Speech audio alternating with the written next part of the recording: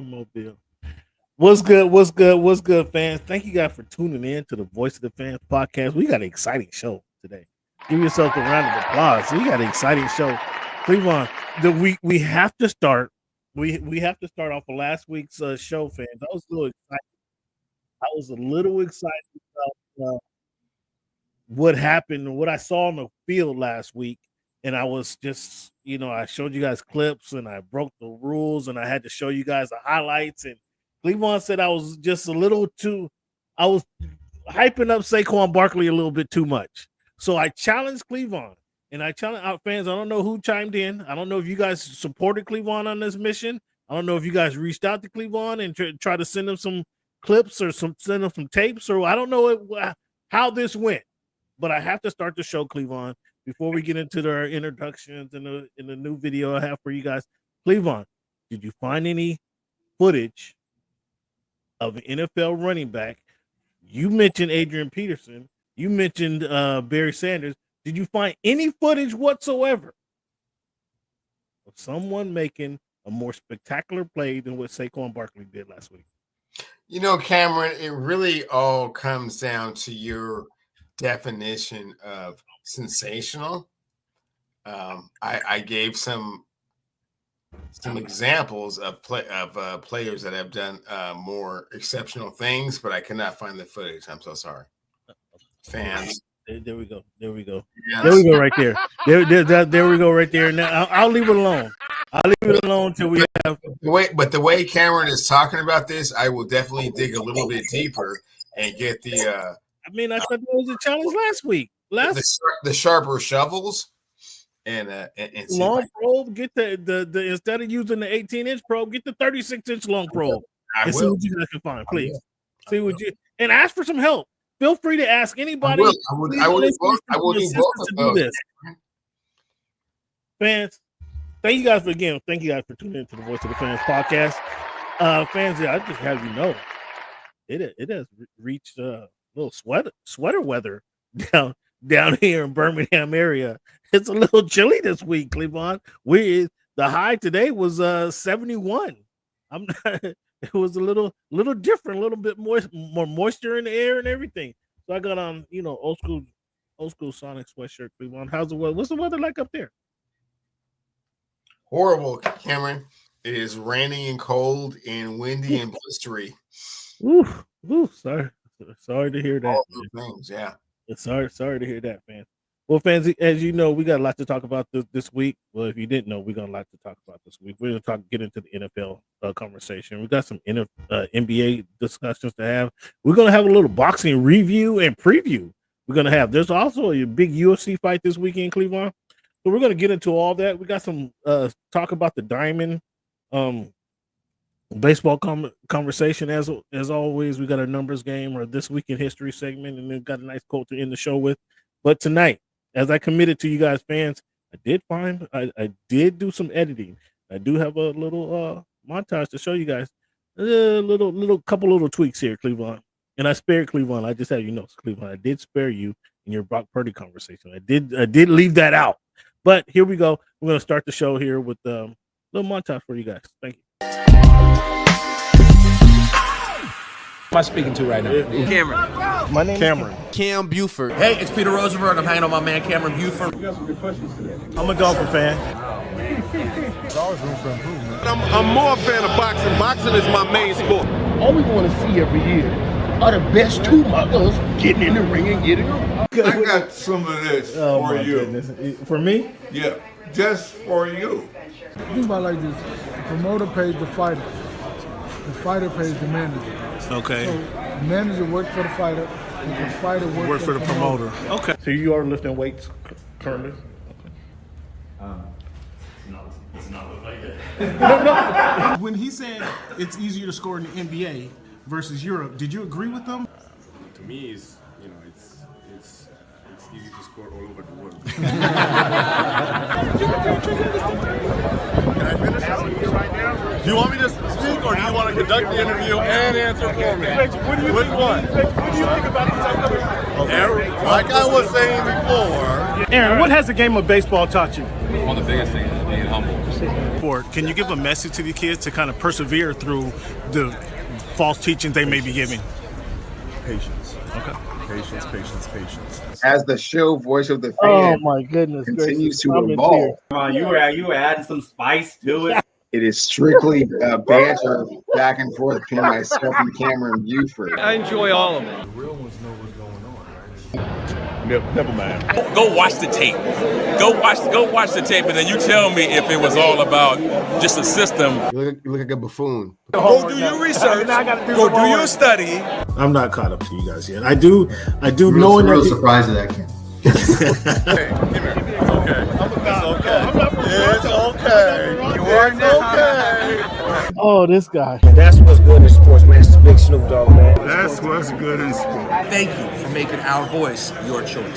If you haven't told your girlfriend about the show, tell her about the show. If you haven't told your boyfriend about the show, tell him about the show. If you haven't told your cousin, your uncle, your grandfather about the show, let everybody know about the Voice of the Fans podcast. Hey, man, thanks for making our voice your choice. You know how we do. Yeah. Yo, Cleveland, shout out to Pop. Shout out to Greg Popovich, actually. You know, you saw a clip of Greg Popovich. I actually had the stroke, you know, and then I had a little cameo Pops in there. Pops in there talking junk as he always does, or always did. So shout out to you guys. Thank you guys again for joining the Voice of the Fans podcast. Give yourself a round of applause. As we do, today is November 13th. Week 316 of the Voice of the Fans podcast, Cleveland. When you hear the number 13, who wore that jersey number the best, or who comes to your mind first? You know, Cam, who comes to mind first is Golden Arm Dan Marino, Hall of Fame quarterback that once threw thousands of touchdown passes for the Miami Dolphins. Who wore the number the best is probably Still Chamberlain. Wilt the Still. There's a good argument there. Wilt does have a ring. These actually, I'm not sure we had this. I'm not sure we had these two numbers, 13 and 16. I'm sorry. Yes, two. Okay. I'm not sure we had these two numbers, and it was kind of frightful to me to know that the number 13 was going up against the number 16. And when you think of the number 16, who wore that jersey number the best? I would say Joe Montana. But they only met one time in the Super Bowl, and it wasn't close. Who'd you have wearing that jersey number the best, or who do you wearing that jersey number the best, or who do you think was the best one to wear that jersey? So who comes to mind first is probably Doc Gooden, because he was a childhood hero of mine. But who wore it the best is definitely Joe Montana. Yeah, he got undefeated in the bowl. Cleveland. This weekend, man, we're getting down right in the middle of the thick of it. All these games are starting to count now, not as they didn't 8 weeks ago, but they count a little bit more now. So when the Chiefs are having a dogfight against the Broncos, and they come up and block a field goal with 3 seconds on the clock for the Broncos to go ahead and win that game, I thought that was an impressive win. I thought the Lions over the Texans was an impressive win. And Cleveland, we're going to have to give credit to the shortstop now. He got 4 wins in a row. And he smacked down at your Jets, kind of smacked down and pounded the Jets. Well, he doesn't have 4 wins in a row. He's got some wins that he's kind of put together. It's not 4 wins in a row. But it's not 4 wins in a row? No, it's not. My game record showed 4 games in a row. I mean, I'm not sure. Well, then your game stats are wrong. My game stats are wrong? Really? Interesting. Yeah. Okay. When was that Green Bay loss? How many weeks ago was that? Because it cost me quite a bit of money. Oh, so you're a little salty now. So you're speaking not of knowledge. You're speaking of anger of the NFC, of the team leading the AFC. I'm speaking the NFC because I lost money in that game. Yeah. Okay. Well, I'm not sure how much money you lost, but it sounds like you're pretty salty because it was quite a bit of money. And I'll have you know that was like 5 weeks ago. Because since that Green Bay, Green Bay win, they beat the Los Angeles Chargers, they beat the Miami Dolphins, they beat your Chicago Bears, and they beat the New York Jets last week. So that was 5 weeks ago. So, how much money did you lose, by the way, in that game? Since it's still a little heavy on your heart, I see. You haven't rebounded from that, huh? Sooner than 5 weeks ago. It feels like it was more like 4 or 3 weeks ago. It feels like it was last night. That's what the way it sounds. It's like it was last night. You didn't have a decent trip to the what is it? The EQ, the Emerald Queen casino. Yeah. Cam, don't jump up like you know what you're talking about. You don't want to be rubbing in, man. You got we started off the show. He's all salty. I mean, are you able to do the show tonight? I mean, are you able to talk about kind of your most impressive wins? I mean, I'm not trying to, I didn't mean to peel the scab off the wound, but that was like 5 weeks ago. You certainly did, and it wasn't 5 weeks ago, but that's fine. I'm looking at the matchup right here. I just gave you the list of losses. They're 4 wins. They're 4 in a row. They won 4 consecutive games, and when you don't want to give credit, so they're actually in the last 6 weeks they're 5-1. Now you have to give this team credit. Not only have they climbed to the top of the NFC West. I mean, do you have any confidence in them holding that spot in the NFC West? 0. Well, me neither. But, I mean, it was still a good pounding against your Jets. I mean, Jets came up at a good time. So, what was the most important win that you saw this week? The most impressive win that I saw was the Detroit Lions being able to hold it down in Houston. Amidst the 5 turnovers that your guy, or what was it, 5 interceptions that he had on. Second best win was Russell Wilson able to prevail in Washington against Jaden Daniels and those Commanders. We're gonna get to that. What's up, Barry? We're gonna get to that one. We're gonna get to that one. Have no fear. We're gonna talk about that one too. But that was a good one. And the beatdowns that we saw, the Eagles beat down the Cowboys in Jerry World. The Giants lose to the Panthers. I mean, and your Bears, Germany, yeah, your Bears. I mean, they take it on the chin again and score 6 points in the game. I mean, what's up with this? What's up with this quarterback, man? What's up with this quarterback? Everybody heard so much about, and that you predicted will lead them to the a potential Super Bowl berth. Growing pains, learning curves. Growing pains and learning curves. It's just odd how you saw none of this coming, huh? Yeah, you saw none of this coming. I told you they were garbage. No, I thought he had enough skill position players to prevail. And whoa. Are you blaming the skill position players? Are you blaming Keenan Allen, Roma Dunze? Are you blaming those guys for what the quarterback is not Allen's only played 1.5 games with his sore hamstring.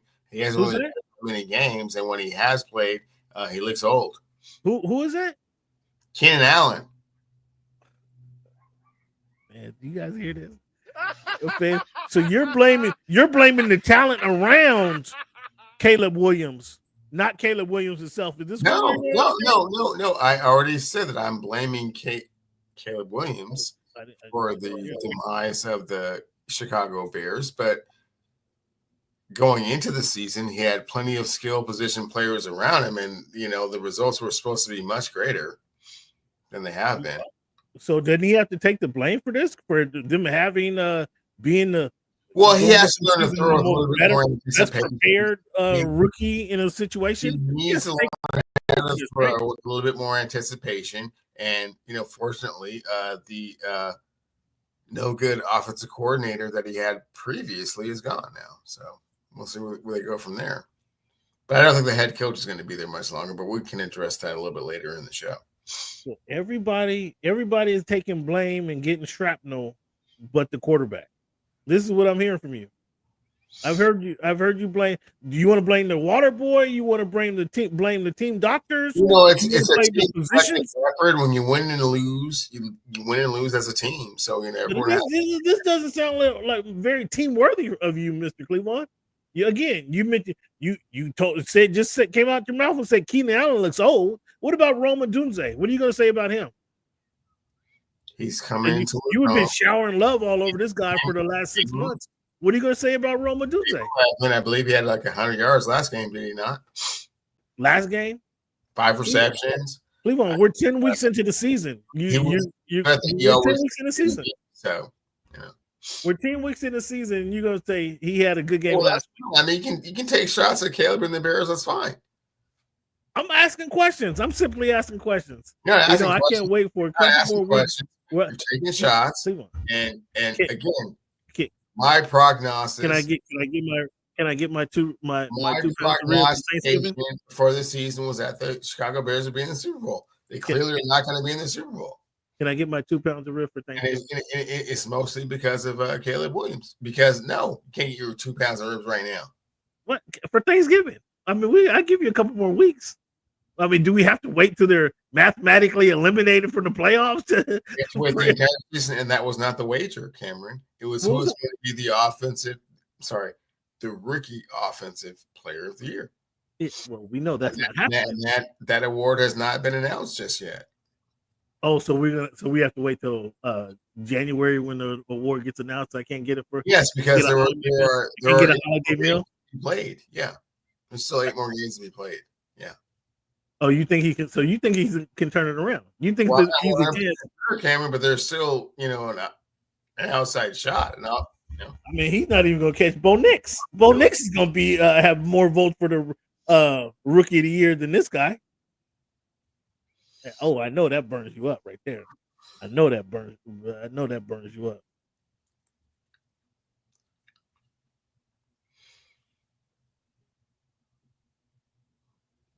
Not going to address that statement right there.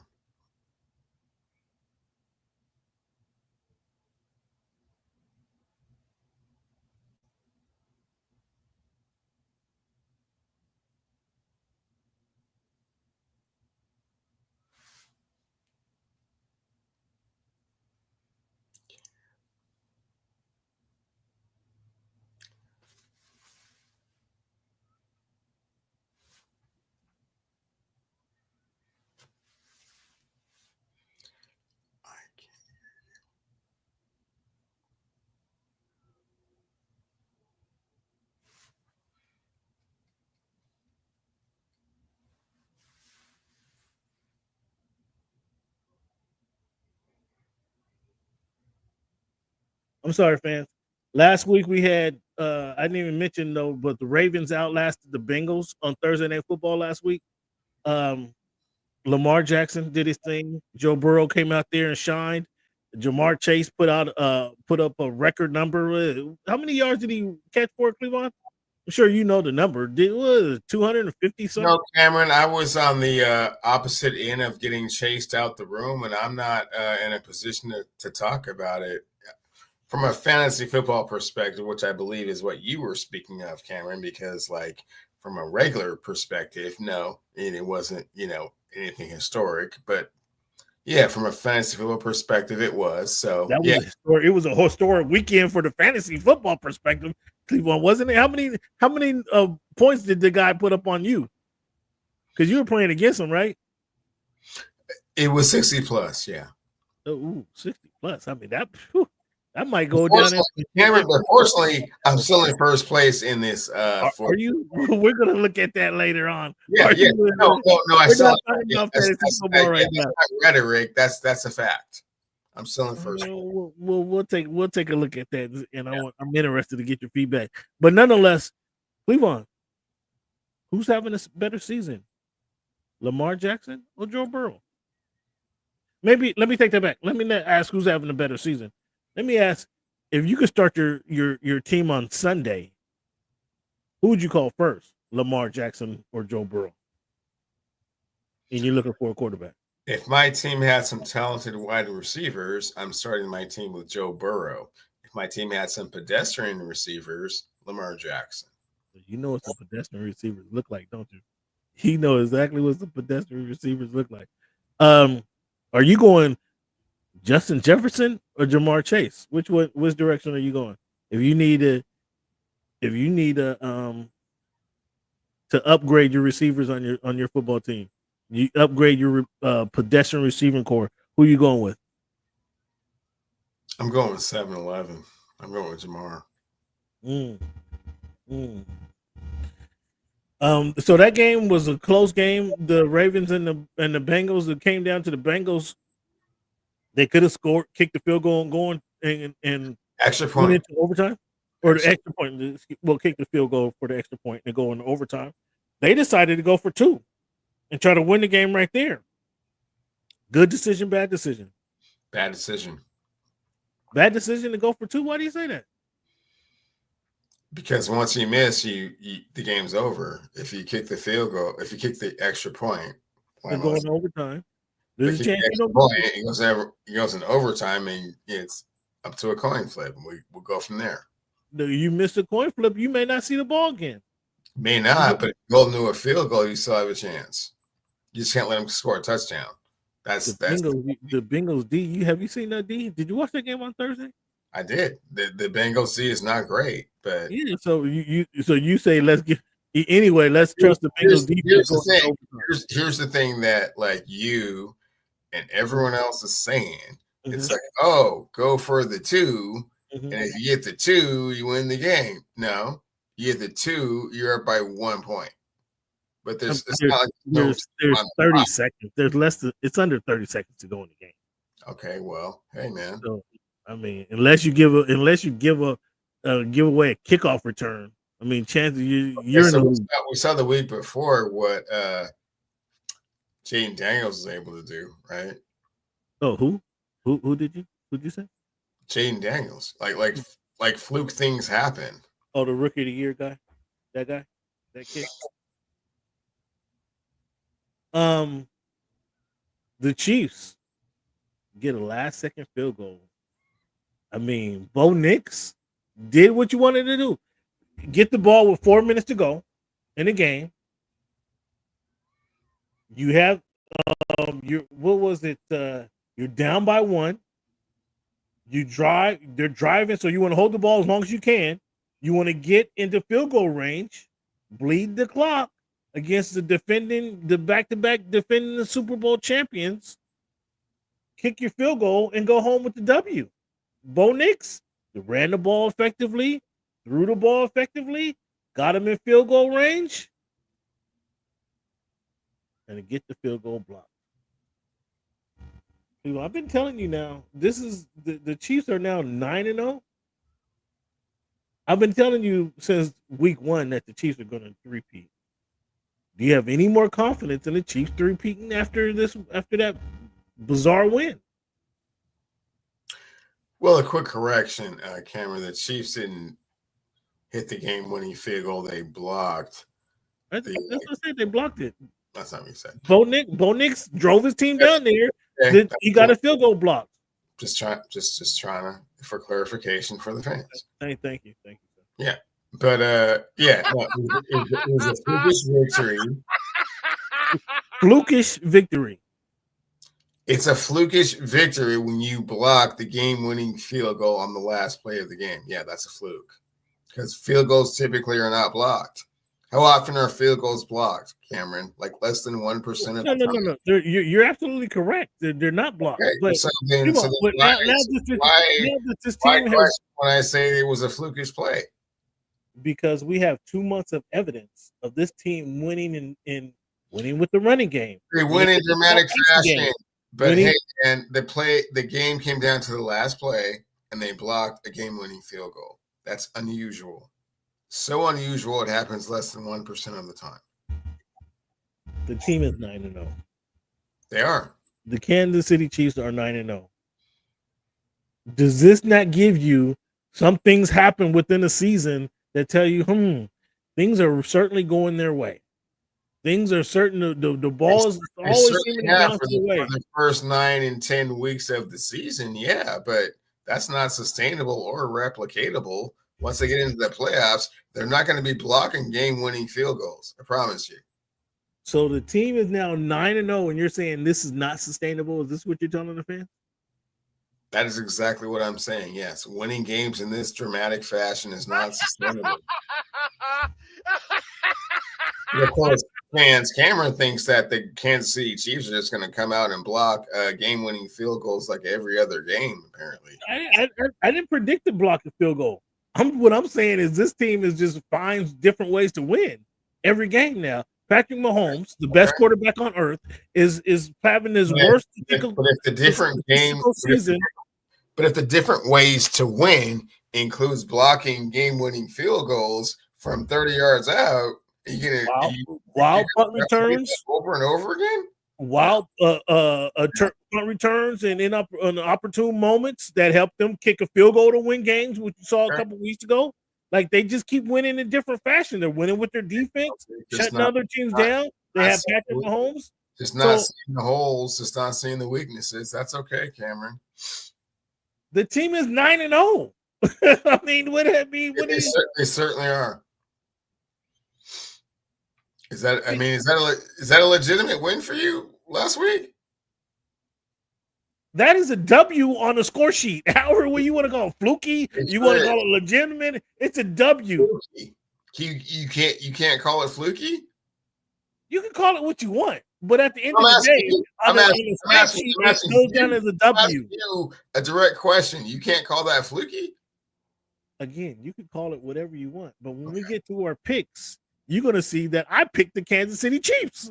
And so whatever it takes to get the job done, that's what they did, and they won another game. Correct. So you can call it whatever you want, but you can't discredit what they're doing because they're winning. They continue to win. This is if they were 1-8, and this is how they win their only game of the season, then yeah, you could say that is the wildest ending, the wildest potential ending. That won't happen again. If not for that play, they might go winless all season long. But they're 9-0. Like that's a sign of a good team. Winning any way you need to win. That's a sign of a good, in my opinion. That's a sign. Just win, baby. You heard of that slogan? Just win, baby. That's all it takes. However it takes to win, these guys continue to win. Am I a Chiefs fan? No. I'm not a Chiefs fan. But I just predicted that they're going to win the Super Bowl. They're going to win the three-peat. We were watching the best quarter. He's not having the best season of his career, but he is the best quarterback that we've seen. I mean, there's no argument there. So he's going to lead his team to a trifecta that we have not seen in NFL. And you want to say fluky win? Call it what you want. Call it what you want. Let me know this. They got the Bills this week. They got the Chargers in a few weeks. They play the Texans later. With their record, that's pretty much the only three teams I can see that's going to upset them. What team do you think is going to upset them? I haven't looked into their entire schedule going forward, but well, I'm gonna help you out. I'm gonna call out the schedule here right now. Going forward in the playoffs, yeah, they will play better teams. So, and you make it sound like they're not a good team themselves. Cleveland, they're the back-to-back defending Super Bowl champions. They play Buffalo, they play Carolina, they play the Raiders. So I think Buffalo. I think I'm picking the Chiefs this weekend. But I think the Chargers or the Texans in December 8th, they play the Chargers at LA. Or no, they're at KC. And then they have the Texans coming to town on December 21. Those are the only two losses, potential losses. They do play the Raiders. They play the Chargers, Cleveland Browns, Houston Texans, Pittsburgh Steelers, and the Denver Broncos again to end the season. You think the Broncos are going to get them next time? They played it so tight, so tough this week that they're going to get them next time? You got Bo Nix leading at the end of the season. You got the Bo Nix finishing them off. Well, Cameron, they should have finished them off the last game, except for should have, man. If I kept running laps and I kept running hills, man, I would have been tough. Right. Were you asking me a question? I did. Or were you just pontificating on your own feelings? No, you're asking what it should have could have if you're asking me the question, if you win a game on a special teams play and it's not a punt or kickoff return, it's a block kick, that's fortunate. And if you head up again and everything is equal, yes, it is fortunate. and it comes down to a block kick. And this is what I'm telling you, everything is not equal. Probably not going to get the block kick 2 times. This is what I'm telling you. This is what your misunderstanding is. Everything is not equal, Cleveland. They have the game's best quarterback. They have the best quarterback the game has ever seen. All right, they have currently one of the best coaches the game has seen. That winning style is not sustainable, Cameron. So sorry. All right. Well, you bet against them. Because you blocked a kick with 3 seconds left is not sustainable. No. Okay, but they're 9-0. But they're not. They are. Your Steelers beat the Commanders. I thought. Did you watch the Steelers and Commander game? That came down to a couple dumb plays. Actually, well, not a couple dumb plays. Came down to one dumb play, but the Commanders had a chance. They had the ball. They were down. I think they needed a field goal, if my memory serves me correctly. They had needed a field goal, either to tie or win. I'm not sure. Let me see. What was the score of that final score? 28-27 was the final score. So yeah, they were down 1. They needed a field goal, and they're driving, and it was 4th and 10. He completes the pass to his tight end right on the. I think they need to get to the 39-yard line. The tight end catches it on the 39. The culture killer made like an improbable tackle to stop him short. Yeah. Mika Fitzpatrick. God, what a godsend for the Pittsburgh Steelers. So glad they were able to go out and get him for a 9th round pick. Exactly. Some dumb bumbling idiot gave him away, said he was he didn't fit in the culture. I wonder who that guy was. And this guy in the witness protection program right now. Nope, it's Coach Flores, the defensive coordinator for the Minnesota Vikings. You don't got to be shy or coy about it. That's who it was. So I thought it was so close that it deserved. Where first of all, they were in Washington. Yeah, it wasn't that close. The referees made their call. They came out with the chains, and it was short. They did not come out with the chains, and that's where I was going. That's what I'm sitting there at the bar looking at the game. Like, they at least bring the chains out on this. They just eyeballed it. I stand corrected. It was so short they didn't even have to bring the chains out. That's how short it was. It was right on the first down was right on the 39-yard. They did numerous replays, and they at least bring the chain out on the guys. At least come on. In the fourth down call, you got to bring the chain out. Cameron was short. Everybody saw it. Everybody knew it. Man, I thought the Commanders kind of got jobbed on that one. At least bring the chain. Show me how close or far it was. I didn't appreciate that, and I thought I know Dan Quinn went off about that in the post game, but throughout the game, Mike Williams made the game winning pick, but George Pickens, is he turning on? Has he turned a new leaf? Is he turning into an upper echelon receiver in the game? No, he's still a weirdo, but he's got rust on to him, so he can catch that rust type of ball. Yeah, we're gonna get to it a little later on, but that was a pretty miraculous catch. Mike Williams catches the game winner. Mike Williams, who was playing with your Jets a couple weeks ago, I don't think he caught a pass from the Jets from Aaron Rodgers, did he? When you say Jets, that is during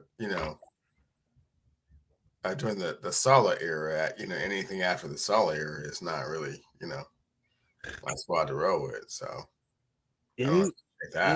Anything after the Saleh era. So you just turn your whole back on Aaron Rodgers, who you thought it was Mr. MVP, 3-time MVP. You just turn your back on that guy. 4-time, yes, 4-time MVP. Yeah. Well, he won't be. He might not be the MVP of his own house nowadays. I don't know what's going on. He might not be MVP of his own house the way he's playing there. So Cleveland, let me ask you this question. That was a good game, right? You'd have to agree, the Commanders and Steelers, regardless of who won the game. That was a good game, right? Mm-hmm. Who should get more credit now for the Steelers turnaround? Mike Tomlin or Russell Wilson? It's collective effort, Cameron. It's coach understanding and the player responding to the coach's address as to what needs to be done. Boy, can you pick a side, or you just gonna walk the fence? You just gonna walk the fence on this because you don't want to discredit Mike Tomlin. I know that, but then you don't want to discredit Russell Wilson. So that's pretty. Well, Cam, it's a collective effort. I mean, it's not one or the other like you're trying to make it out to be.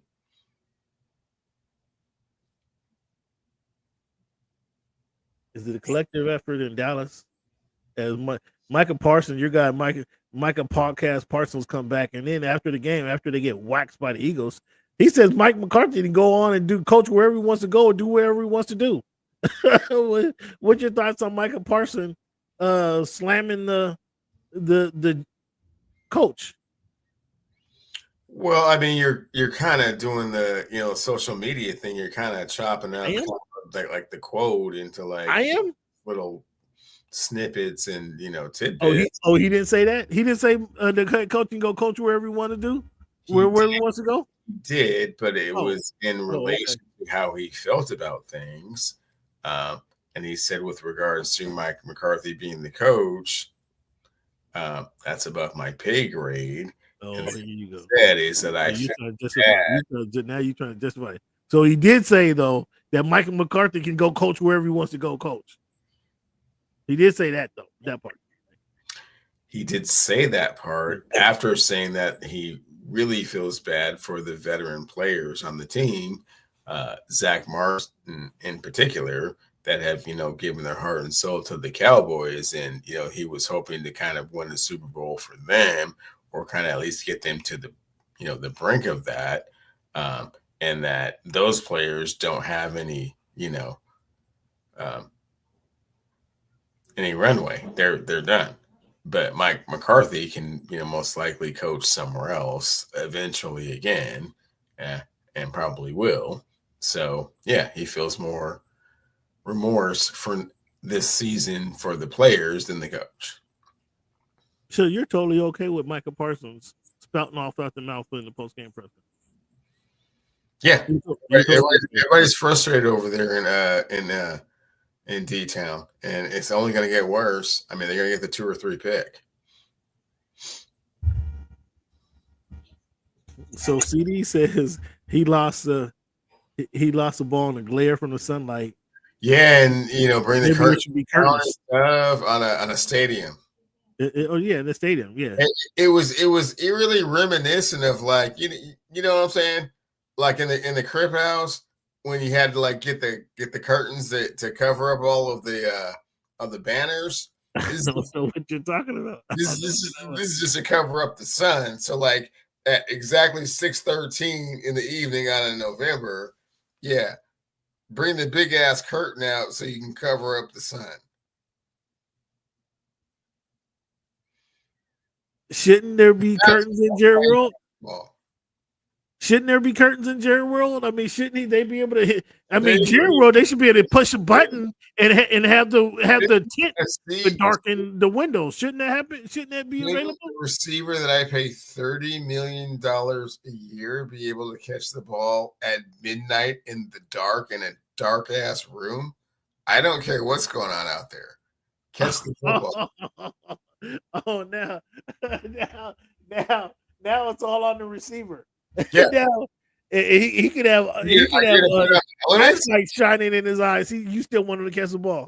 The receiver, the $30 million receiver, tried to put it on the elements and try and orchestrate some type of thing from the maintenance crew to like fix them so I can catch the ball. No, hold on. Let me help me out.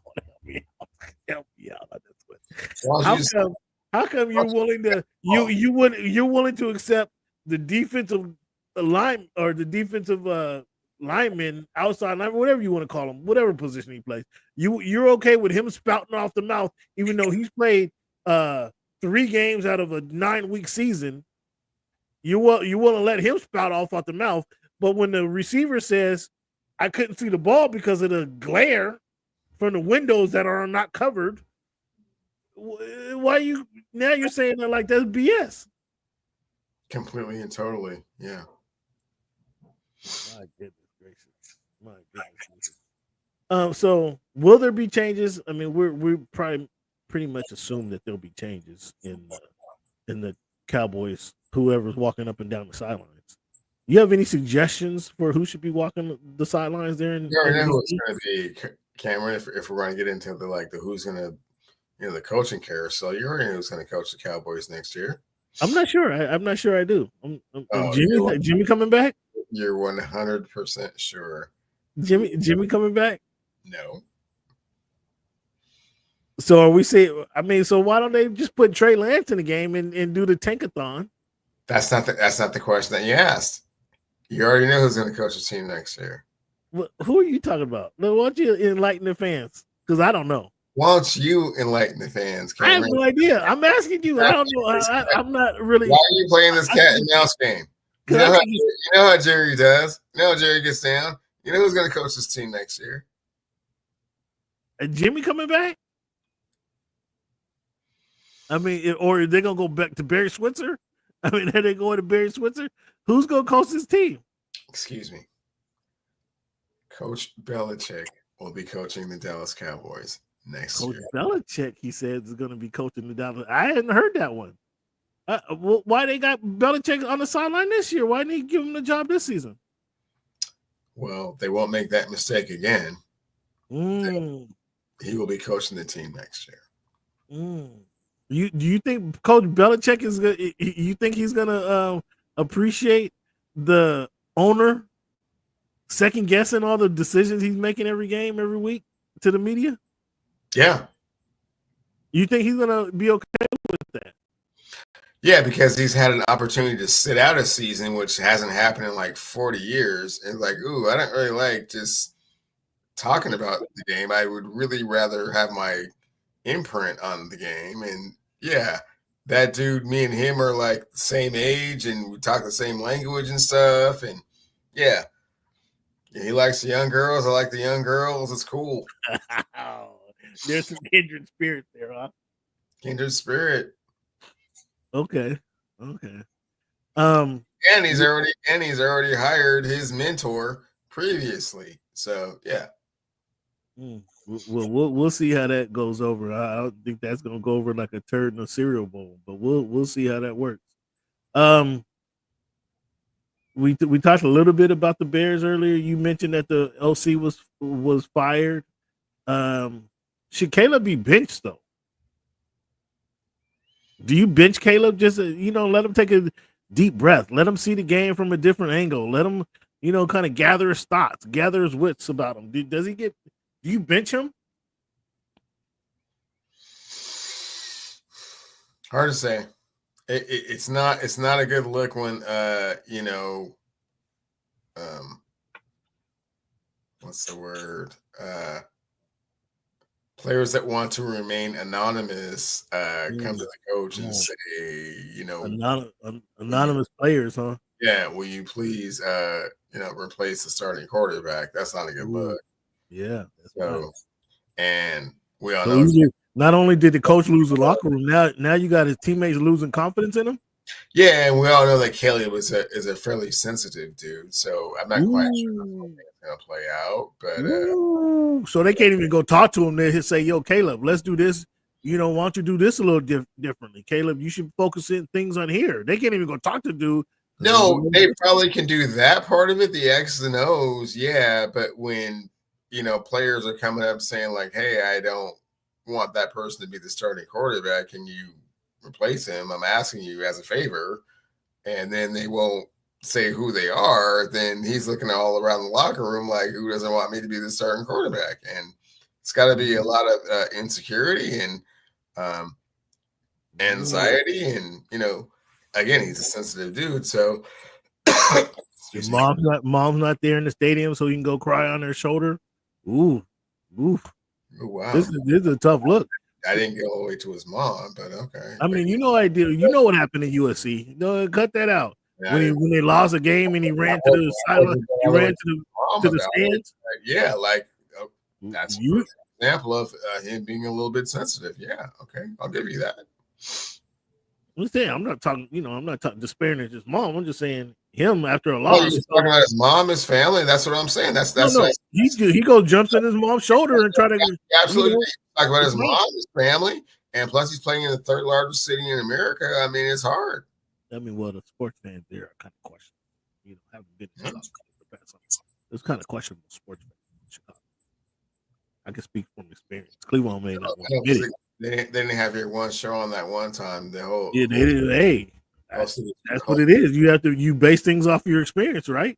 So the fans are kind of I know. Until I see something different. I know. Michael Jordan didn't play there. Neither did Walter Payton. Neither did Ernie Banks or anybody else. Well, I didn't say you named a bunch of stars that have played there. The city had to take some time to warm up to those guys. They had to take some time for that to happen. Wow. So the Bears, Caleb, in the words of the Vikings old coach Denny Green, the Bears are who we thought they were. Caleb Williams is who I thought he was, a scrub. And that's what we're seeing right now. Okay. Speaking about another quarterback that got benched, the coach decided to go back to Anthony Richardson. Does this make sense? They benched him for 2 weeks, then they decide to go back to him. Does that make sense? You good with that? Yeah, it was the punishment. It was like it was a punishment for him saying he was tired. Yeah. Grounded for 2 weeks. So in that respect, Caleb needs to get benched just to be grounded, huh? No, completely different athletes, completely different levels of expectation. Anthony Richardson hasn't played 20 games yet. So between Florida, no. Anthony Richardson has not started 20 games between his time at Florida to present time. He still has a lot to grow on. Do you think that was a beneficial benching for him? Absolutely. You have to let him know and how the whole world feels about him when you say that you quit on, people that are, playing football. He didn't say he quit. He said he was tired. He couldn't. He needed a breath. He needed a breather. So he should have just called a timeout and go talk to the coach and go get some water. Is that what he should have did? Hey, man, Cam, if you were coaching the team and your quarterback came up to you and said, hey, man, I'm tired. I've been running all these plays. You're the dude that has him running stairs at 2 o'clock in the morning. You're the dude that has him running the 400 at 4 o'clock in the afternoon after practice. He wouldn't be coming. He wouldn't be coming back in 2 weeks. if you want to go there, it wouldn't be 2 weeks. I'm just saying, you're asking a question like you have a different opinion. I'm just saying. I mean, I'm just trying to give all angles. The fans already know what you would have did, so it's not contradictory to how you would have responded to the situation.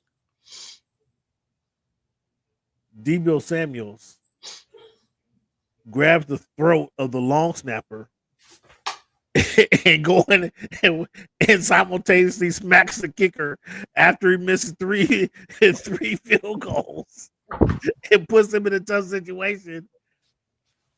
What's your thoughts? Are you okay with Debo? I love it. Are you okay with doing Debo? I love it. I love it.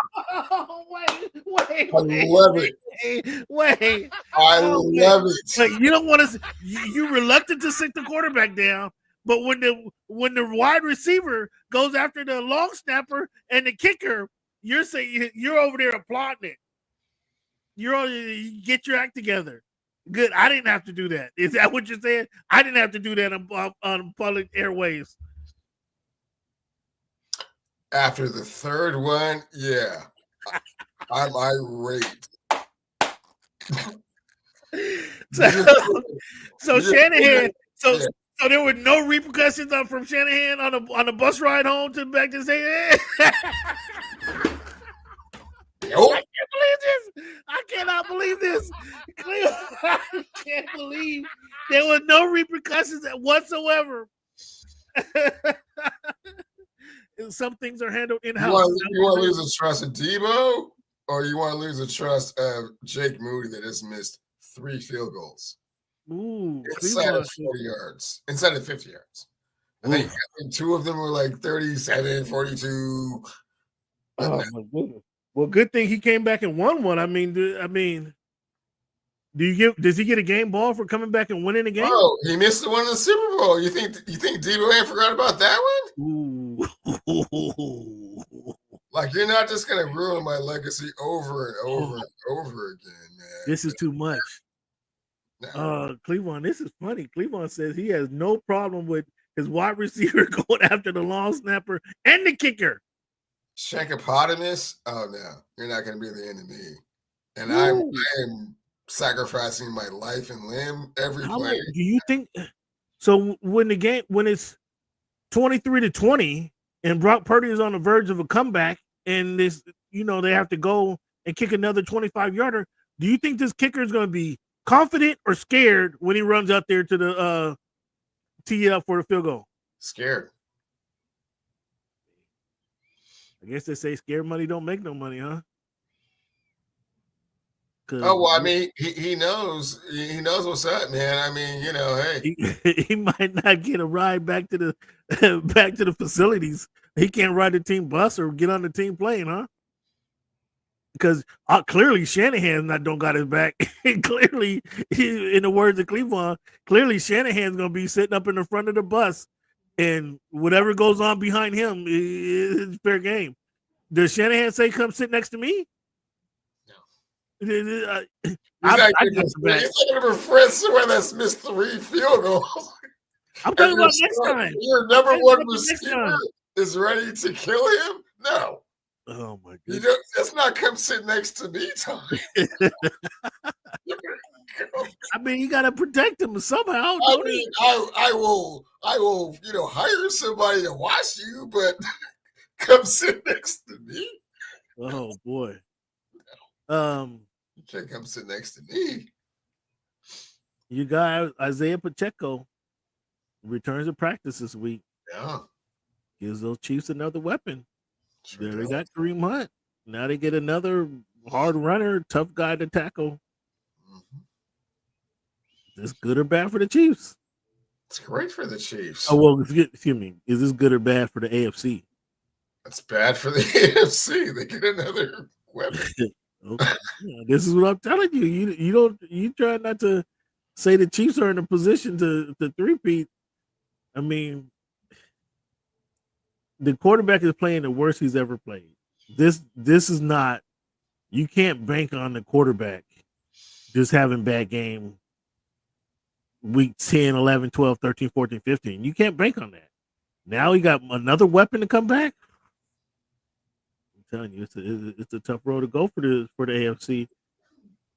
Cleveland, are you ready to say that the Jets stink? You got Aaron Rodgers. I mean, I told you this was going to happen, Cleveland. Please let the fans know I did predict the Chiefs or the Jets will not make the playoffs before the season. You did predict that the Jets wouldn't make the playoffs before the season, and you were right. And the Jets stink. All right, enough said. I don't need to go no further. The Jets are horrible. Are you okay with your guy Deion Primetime Sanders saying he will interject himself in his son's draft decisions, where he gets drafted and what team he plays for next season? Are you okay with Deion Sanders saying that? Yeah, did it with his own career.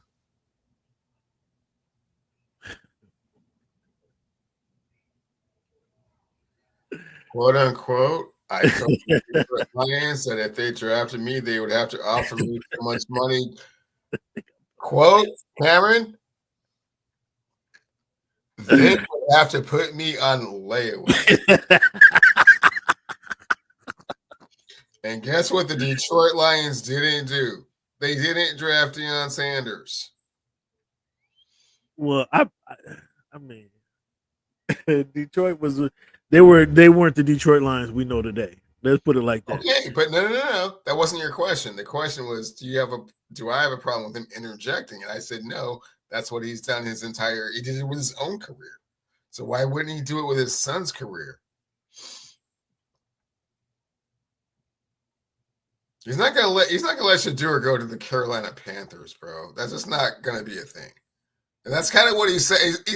He's trying to say it like in a way that like people kind of understand, but they don't really fully understand it. So the Jets going to the Jets? Okay. Oh, he'd be fine with that. Oh, because it's in New York. It's in New York City. New York. Yeah. But they're not going to be any different. Would he go into the Indianapolis Colts, go into the Minnesota Vikings, they're not going to be in the Minnesota Vikings already have a quarterback, and they're not going to be in a position to draft Shedeur Sanders. Neither will the Arizona Cardinals. If going to, Dallas Cowboys, that would be like a homecoming of sorts. Well, the Dallas Cowboys aren't going to draft a quarterback after they just signed their quarterback at $300 million. Their quarterback is out. It has a torn hamstring. That is this season. That has nothing to do with his next season or going forward.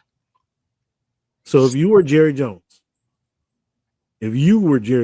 going into next year's draft, and you could draft Shedeur Sanders, or you can roll with Dak Prescott, what are you doing?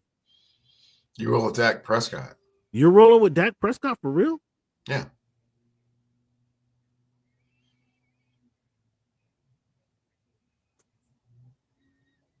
Did you hear what Jerry said just the other day? He said, excuse me, ma'am. I know you may not be as good as math as I am, but with Dak Prescott, we won 3 games. I can get anybody to win 3 games. So I already know what Dak can do. So I already know what Dak can do.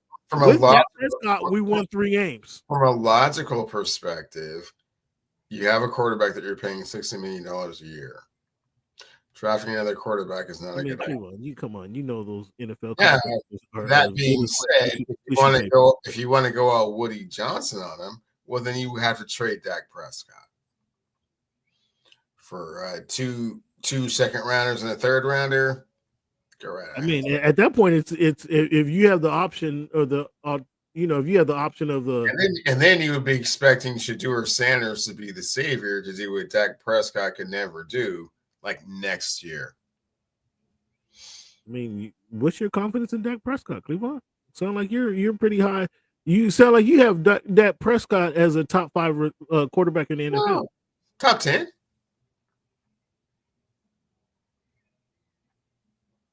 I don't think Shedeur is going to be like a top 5 quarterback next year. Uh-oh. Like next year or ever? Like ever. Either. Interesting. So you go Dak Prescott. If you have the opportunity to draft Shakur or roll with Dak Prescott, you're rolling with Dak Prescott. If I had the opportunity to either draft Shedeur Sanders or keep Dak Prescott, I would keep Dak Prescott.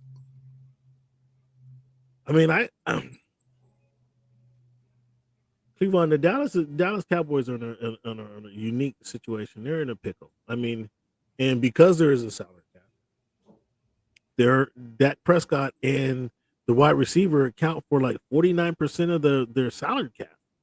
And I think that number is going to grow next year. They're going to have to sign Micah Parsons. Micah Parsons is going to now. Okay, let's just say they sign Micah Parsons. That's going to be 65% of their salary cap for 3 players. The NFL is a copycat league. Since Russell Wilson was able to win a Super Bowl on a rookie contract, everybody's trying to go to that format, win with a rookie quarterback. At least you unload that $60 million and you try to fill in the holes with you try to go get a running back. You try to go get some more linemen for these linemen. Yeah, the Dallas Cowboys are going to do that, and that's not even a wise decision. I don't know, Cleveland. What do you mean it's not a wise decision? If you're rolling with Dak Prescott, CeeDee Lamb, and Micah Parsons, that's eating up 65% of your salary. At least you can. They haven't signed Micah Parsons, and as you can see, the writing is on the wall. They're not going to sign Micah Parsons. Cleveland? Cleveland. If they let Micah Parsons walk,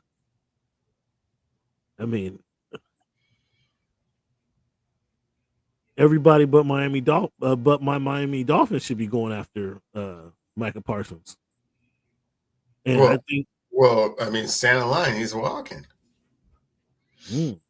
I think that's Cleveland breaking news over here. I think that's breaking news. I don't think Jerry is not going to let Micah Parsons walk. I'm in the know down there. Yeah.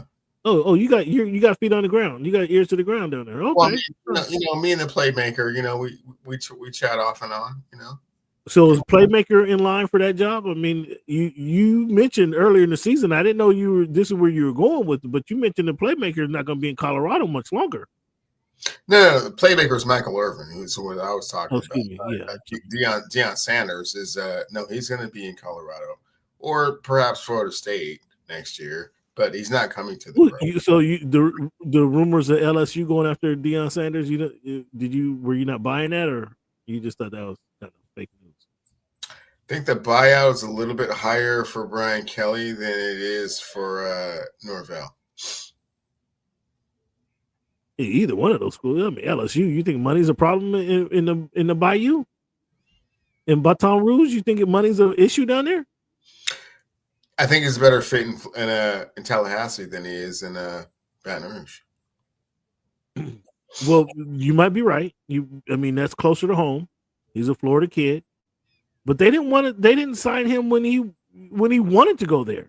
They didn't want to give him a job. Yeah, that was coming out of Jackson State. He didn't have any coaching experience. He's done extraordinary things in the 2 years at Colorado. And hey, man, make no mistake about it, Colorado's not in a hurry to let him leave, considering how much revenue he's brought to the school.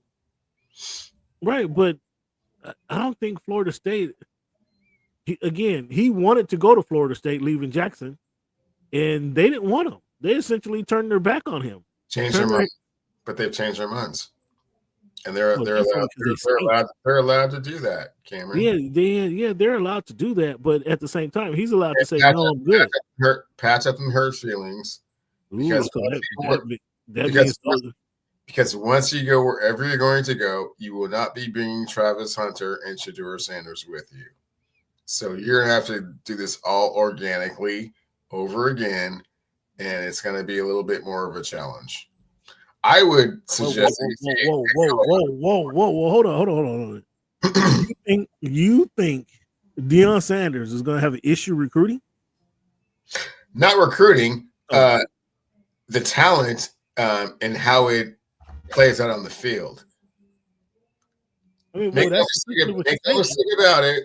From Jackson State, he brought arguably the best quarterback and unarguably the best receiver and cornerback in the game with him. In Cleveland, you don't think those kids are running around Florida on 7-7 drills right now, itching for a chance to play under Deion Sanders? You don't think that's? Are they that talented though? Hard to say. Out of the top 100, the rivals.com ranks the top 100 players, right? Mm-hmm. I guarantee you, Cleveland, 15 of the top 25 players are itching for a chance to play with Deion Sanders if they get a chance to play and hit the field. Let me clarify that. If they get a chance to start and hit the field, even remotely like that. What now? I said you can't guarantee anything even remotely like that. That's not how football players make their decisions. Where they go. Okay, they got the NIL deal now. The NIL deal, he need to go to LSU. NIL and its established programs. You see where all the top recruits go. They go to established programs. If you're coming in as a first-year head coach and you're not coming into a situation where the program's already established, then That's an issue. Is Deion Sanders not an established head coach?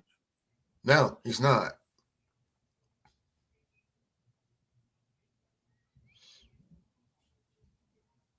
So you don't think none of these college players have recognized and noticed the change in Boulder, Colorado since Deion has been there? You don't think that's happening? So they didn't go to a bowl game last year. They will go to a bowl game this year. They will not make the top 12, so they're not going to be in the playoff, which means that there are 12 teams that are in the playoff that demand that type of respect. Interesting. You don't think if Deion went back down to Tallahassee? No, man. Why you keep acting like Deion's like this thing, like this phenomenon? He's a personality. He can recruit. I agree with you, Cleveland. I agree with you. But when the players, when he throws, there's no play. What coach in the country, Cleveland, can say, "I've been an NFL Hall of Famer. No, I know how to get you to the NFL." I mean, come on, man. What coach can say that? What coach can say that? I've been a Super Bowl champion. I played in the World Series. What coach can say that? I ran the best time the combine. You think your guy, what's your guy's DeBoer? You think DeBoer has a cachet that Deion Sanders has? Yeah, way more cachet than Deion as a coach. Well, you're saying Kellen DeBoer hasn't lost 10 games yet coaching college football. Half the players don't know who that guy is. Saban's gone from Bama. They got another coach in there. And I'm so sorry. Do you think 20-year-olds relate to Deion Sanders and Deion Sanders? Much better than they relate to Kellen DeBoer. Yes, I don't. Absolutely. I don't believe. I mean, if Florida State would have to back up the Brinks truck to ease to mend the fences that they burned with Deion Sanders. But I think that would be a decent landing spot. And then most of those kids in Florida, Cleveland, would be gravitating to Deion Sanders. That's what I would anticipate. I would anticipate that. And so out of most of those kids that gravitate to Florida State, if provided Deion was a head coach there, they would gravitate towards Deion because he's like a father figure, or you don't think these 20-year-olds know who primetime is? I think they do. I think that you give a little bit too much credibility and credence to what Deion is doing over there to say that you're going to take this to a major program and then be that guy. He's not Nick Saban. You know what I'm saying? Well, Nick wasn't Nick until he actually won 6 of them, right? I mean, no, he won one before that at LSU. Well, okay, but what did he win? LSU is because he won at Michigan State. So, yeah. I think, I don't know, man. I don't know, Cleveland. I have to disagree with you on that one. I actually think Deion does have the cachet that you're missing. Players don't recognize prime time. He can throw Super Bowl rings. He can throw his Hall of Fame, put on his Hall of Fame coat, go into any locker room, the parents, the uncles know who prime time is. That's who he's going to be selling. Oh yeah, you're going here because that's where he's done it there. People, our color would gravitate to him for that alone. I think you got it wrong. And I'm not saying that Deion Sanders is a greater head coach than Nick Saban. That's not the point I'm making. I think he has more cachet or just as much. Maybe not just as much because Nick has rewrote the history book. Okay, so let's back that up a little bit. Brian Kelly, who's at LSU, can he go to LSU and successfully fulfill that roster, that community, or that talent, the talent pool there? Absolutely. Can he go to Florida? I think that Florida State would be the ideal spot for him, but Florida State kind of put themselves in a hole by totally ignoring him when he wanted to go there last year. So if he was in Florida State, they'd be much better than what they are now. But now they ignored him and kind of shit on him a little bit. Now they're gonna have to pay the piper. I think Deion Sanders has the cachet to talk to them. Okay. Bosa fined like $12,000 for wearing the MAGA hat while he's photobomb Brock Purdy. Fair or foul? Fair. Okay, Cleveland. This is becoming a weekly thing now. I have to do it this week. Did it last week, but this week I can just show you images. I can just show you images. There's no need to go to the video, so I can show you images now. Let me fix this.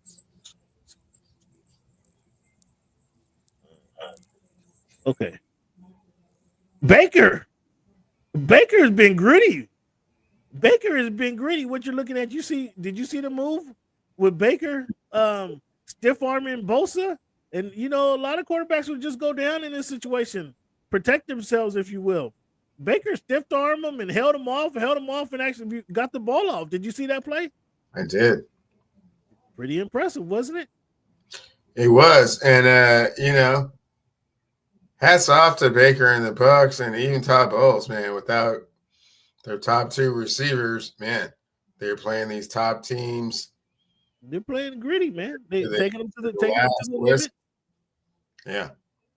Yeah, I credit Baker. That was an impressive play. I mean, again, I can't recall seeing a play like that. I was pretty impressed by that play by Baker Mayfield, though. I really was. Just kind of keeping the play alive, staying alive, and making a play out of that. He got the ball off and then completed the play, moved on for the first down. But your guy here, boy, I tell you what, this kid is turned into a playmaker. Now he's made some other plays this season, but do you see this catch? Did you see the way he had to contort his body? I mean, the ball should have gone to the corner of the end zone, but he adjusted his body, went ahead and made that catch. Man, that was pretty freaking. I think incredible is used way too often. But that was a hell of a play by your guy Pickens to make this touchdown. I mean, he had another catch in the game on the sideline that was probably better than this one, but this one counts for points. What do you think about George Pickens? Starting to come around, for the first time in his career, he has a Hall of Fame caliber quarterback throwing him the football. So I guess Justin Fields not going to see the field anytime soon, huh? Well, I mean, you never can tell. I mean, perhaps certain packages and, obviously, a player can get injured on any given play on any given Sunday. So, stay prepared, stay ready, stay in the playbook, stay engaged, stay involved. But, all things being equal, probably not. All right, fans. So let's take a look at our picks from last week. We both got agreed that the Giants would win over there in Germany. They lost. Cleveland, I told you New England was going to win that game. You had the Bears. We kind of talked about the situation is, I mean, can the Bears get this turned around? Can they get turned around and win a couple games before the season out, or are they going to lose out? They can win a couple of games this season, but it will not get turned around this season, no. I had Washington over Pittsburgh. You clearly picked Pittsburgh. Man, I still want to see a spot. I wanted to see a spot on that fourth down play, and I still can't understand why they didn't bring the chains out the spot. They're in Washington. Well, it's because the incredible Minka Fitzpatrick rolling that dude up just short of the line to convert. It's been a special player ever since. I know you're trying to bait me, and I'm not going for it. I know you're tired of hearing about the culture killer, Minka Fitzpatrick, and what could have been. You're trying to bait me, and I'm not going for it. Let's talk about the shortstop smacking your Minka Fitzpatrick. Ooh, 3-9 be laying that. You see laying that word. He's trying, fans. You're 6 inches short. He's trying, fans. I'm not even listening to you right now. I know. That figures. I mean, we talked about the shortstop smacking around the Jets, and the Jets, they're just plain and simple. Even getting Devontae Adams, he's dropping touchdown passes. I mean, that tells you there's something really wrong right there. He's dropping touchdown passes, and unlike CeeDee Lamb, when he was blinded by the sunlight there, your guy had no excuse why he dropped his touchdown passes. He just said it was bad timing and it was just a bad situation all around. Devontae Adams. Miami Dolphins went into LA, went into SoFi. Tua Tagovailoa out there throwing touchdown passes, making plays, throwing an interception, even went to go make the tackle. What do you think about the Dolphins? Was that an upset of the Rams? Clearly, we both had the Rams. So, what do you think about the Miami Dolphins upsetting the boys? It certainly was an upset, and just give to Tagovailoa all the credit in the world for being able to shake off previous concussions and lead his team to a victory. They got 3 wins on the season. I mean, that's what the Jets got. Can't nobody get too excited.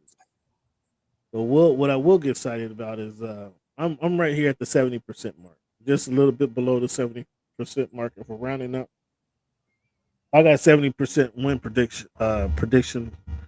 winning percentage on my predictions this season. That's pretty favorable. That's about where I think is comfortable.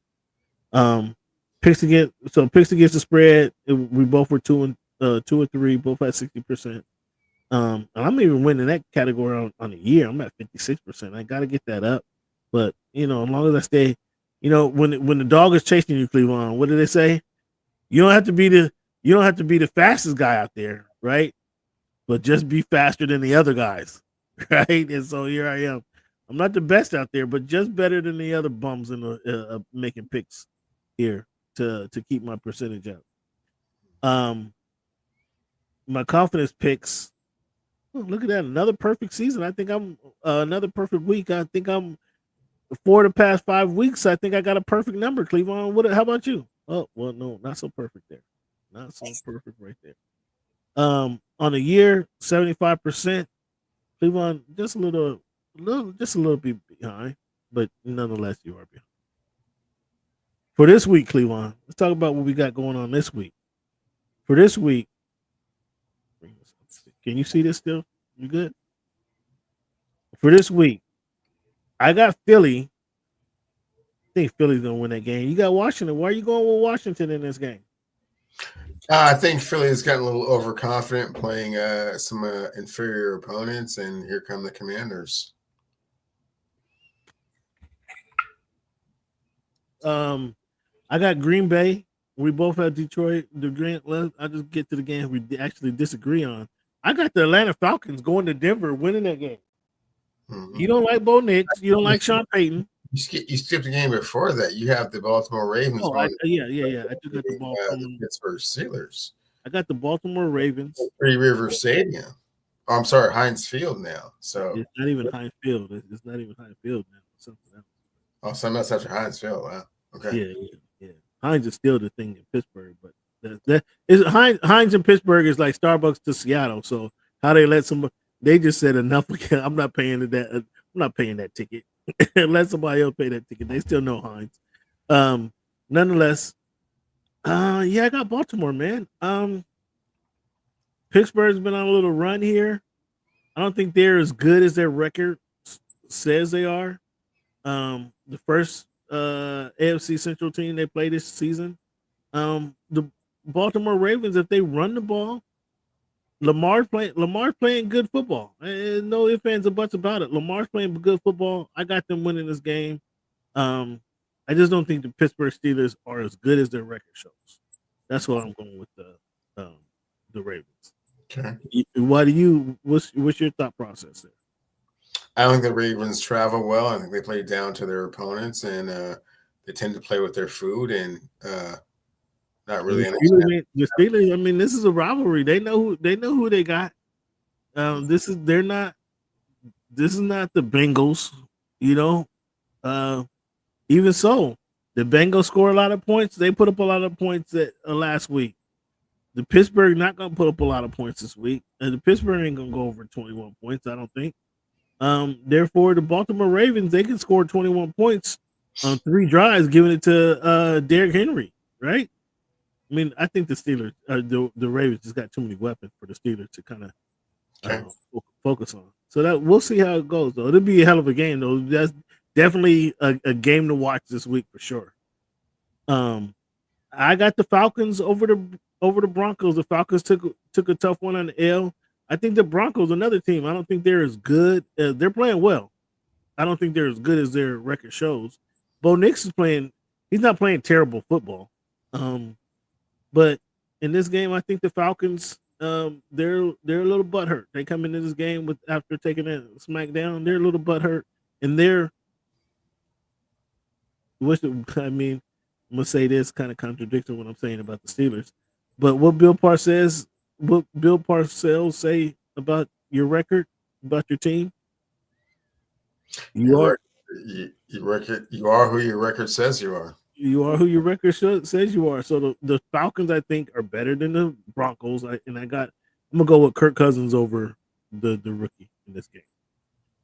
I got San Fran over the Seahawks. The welcome Seahawks. I got San Fran over there. 6-5. That number's a little high. I will admit that number's a little high, but I'm going with San Fran in that game. I know you guys heard me spouting off about the Chiefs going on a 3-peat, and I still think they're going to win a 3-peat without question. But I don't think they're going to go undefeated this season. And so there's only a few games left that they can potentially lose. I will pick the Chiefs over if they were happen to go into the game against the Texans undefeated. I will pick the Chiefs over the Texans. But I think Bills and the Chargers are the 2 teams that can beat the Chiefs. And I think it'll be poetic justice is not the word I want to use, but I think it would be apropos if the Bills beat the Chiefs. They can't beat the Chiefs in the playoffs, but this game, I don't want to say it doesn't matter, but it's not a win or go home situation. So I can see the Bills winning this game and the Chiefs suffering their first loss. I don't think they're going to go undefeated. So this is one of the 2 times I will pick against the Chiefs this week. Why do you think the Chiefs beat the Bills? Bills know how to win big games. Bills know how to win big games.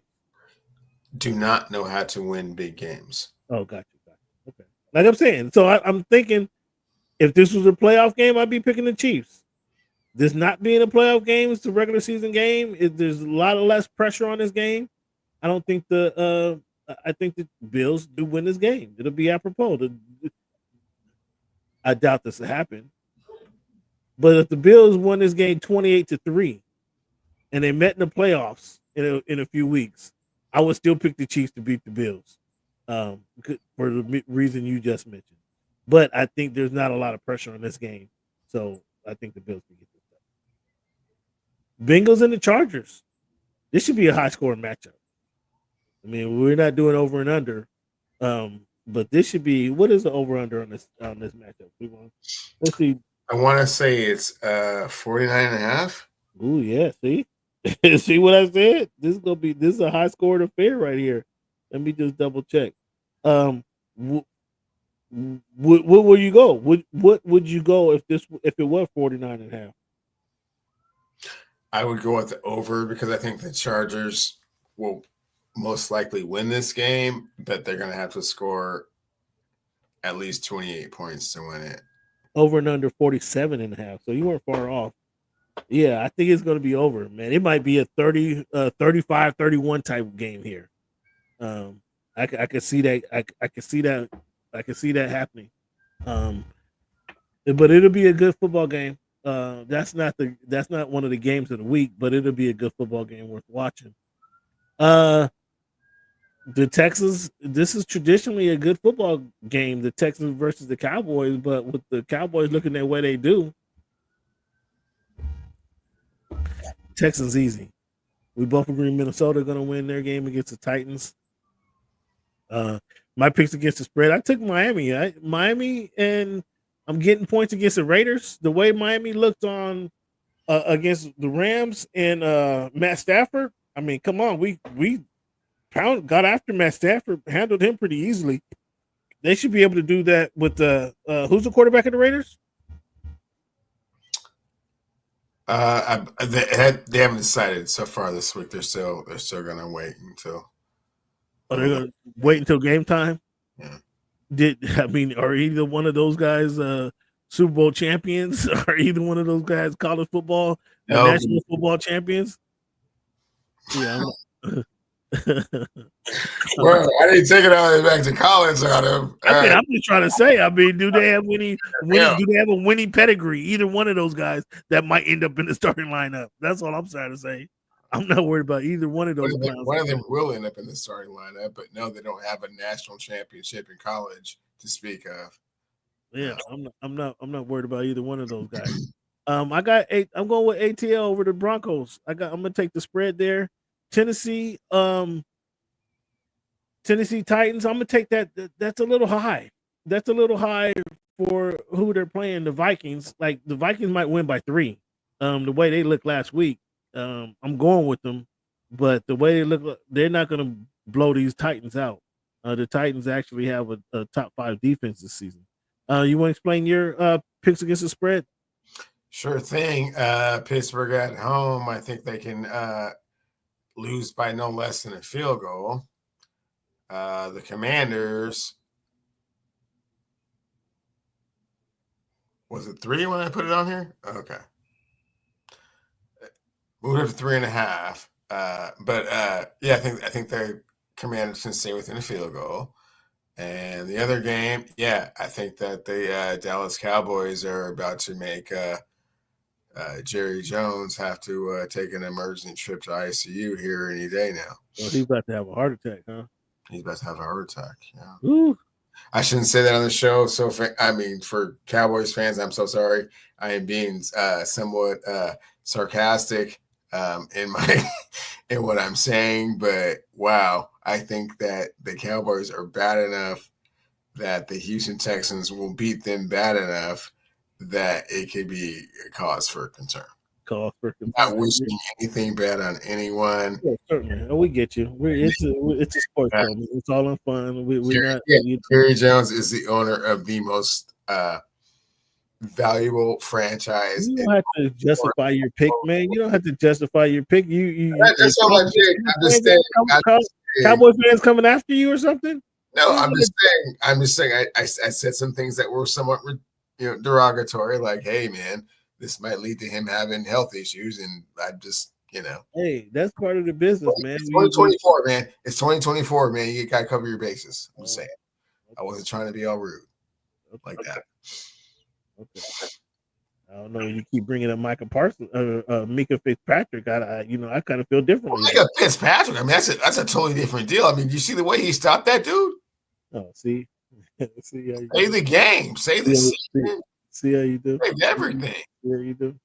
My confidence picks. I got Miami, the Rams. For the Green Bay. You see, he's still going on, fans. You see, he's still going on. He can't shut up about Mika. He didn't. When I try to. I'm not buying. I'm not taking a bait. Okay. I'm not taking a bait. I have confidence picks for week 11. You were saying. Yeah, I'm not taking a bait. I got Detroit, Houston, Green Bay. I might get a 3-9 next week. Actually.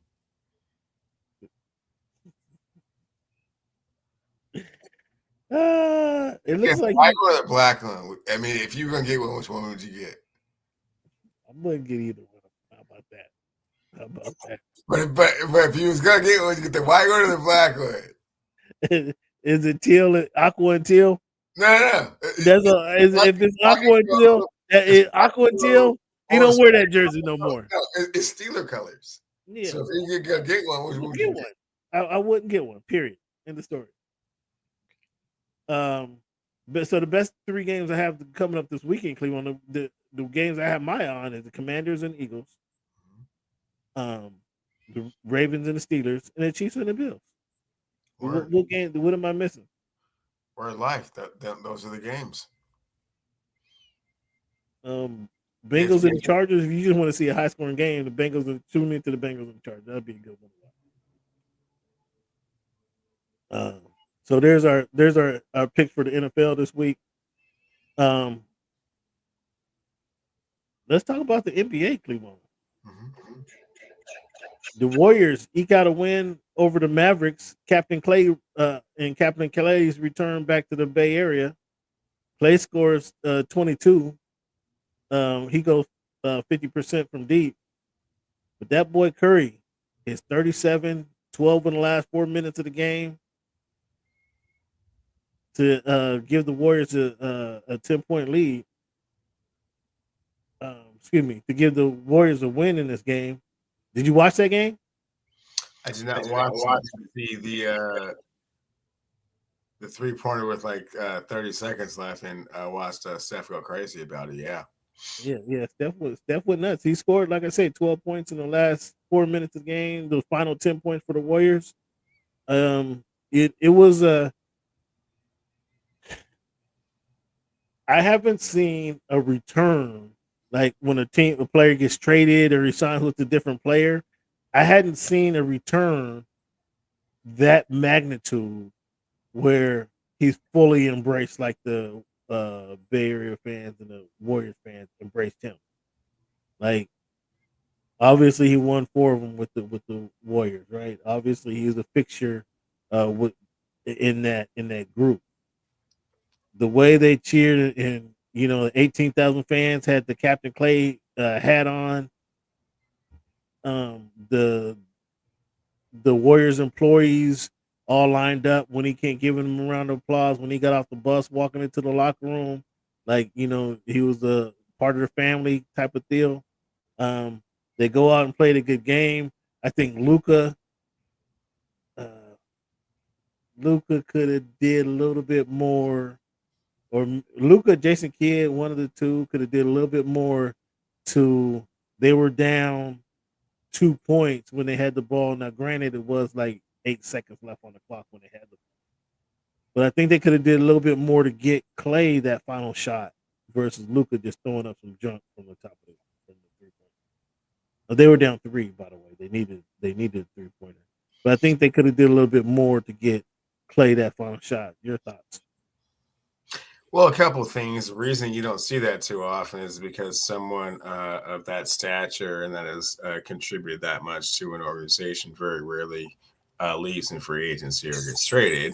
Secondly, you could see how much it meant to Steph to kind of turn that on and kind of let him know that it's I am the franchise player of this franchise and the history of this franchise, and it's entirely up to you if you want to kind of mosey on down the way and kind of make a couple extra dollars. I mean, you could you're one of the original Splash Brothers. Excuse me, I don't mean to cut you off, but at one point in the game, I think it was early, Klay went on a little heater where he hit three-pointers in a row. And one of the 3-pointers, he came down the sideline, did a little Steph Curry shimmy on them, right? And they asked Steph about that post game. He said Klay knew better. Klay knew better than to do that. Give him the shimmy, and then again he went berserk late in the game. Mm-hmm. Boots, where you been, big dog? Nice to hear from you. So that was kind of odd. But yeah, go ahead. Sorry to cut you off there on the Warriors.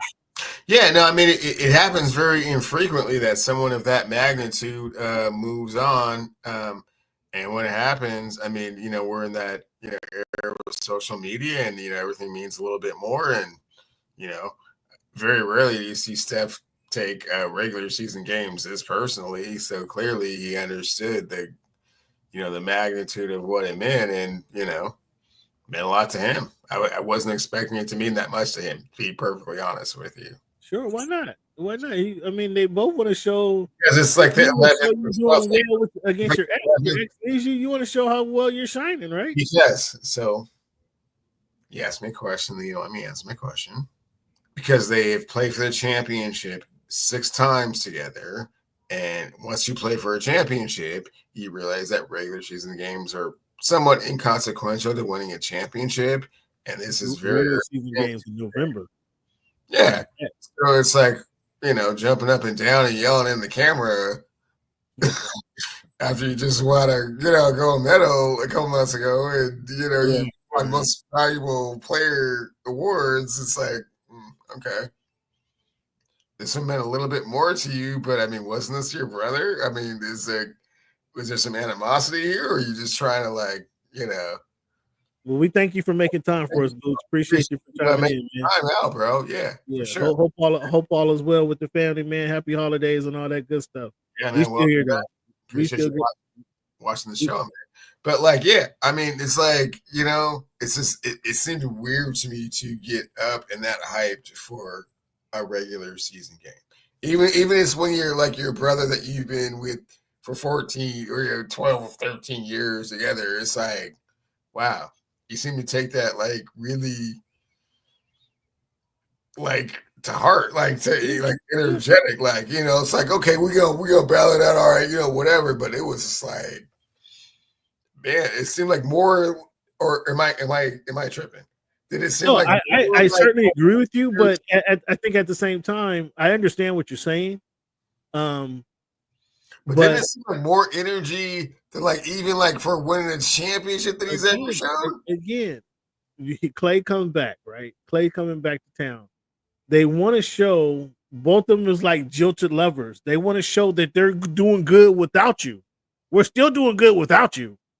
I mean, we love you and everything was great. There was no animosity. There's really no true animosity because of the love that he got in the building really showed that there's no real true animosity. But yet still, we got to show you, Klay want to show him that he's doing well in Dallas. Steph is showing that, hey, that we can live without you. So I understand what you're saying, but I think there was a lot of that in the game. And so, yeah, you break up. You want to show your ex that life still goes on. But see, here's a couple of things here, Cam, about that kind of it's contradictory to what you're saying. I could understand that if Steph was the one that made the decision, but he wasn't. Right. He's just a player on the team. He doesn't own the team. And to have that type of, I want to beat you to prove a point, it's like, because you left me, but you didn't really leave me. You just didn't get.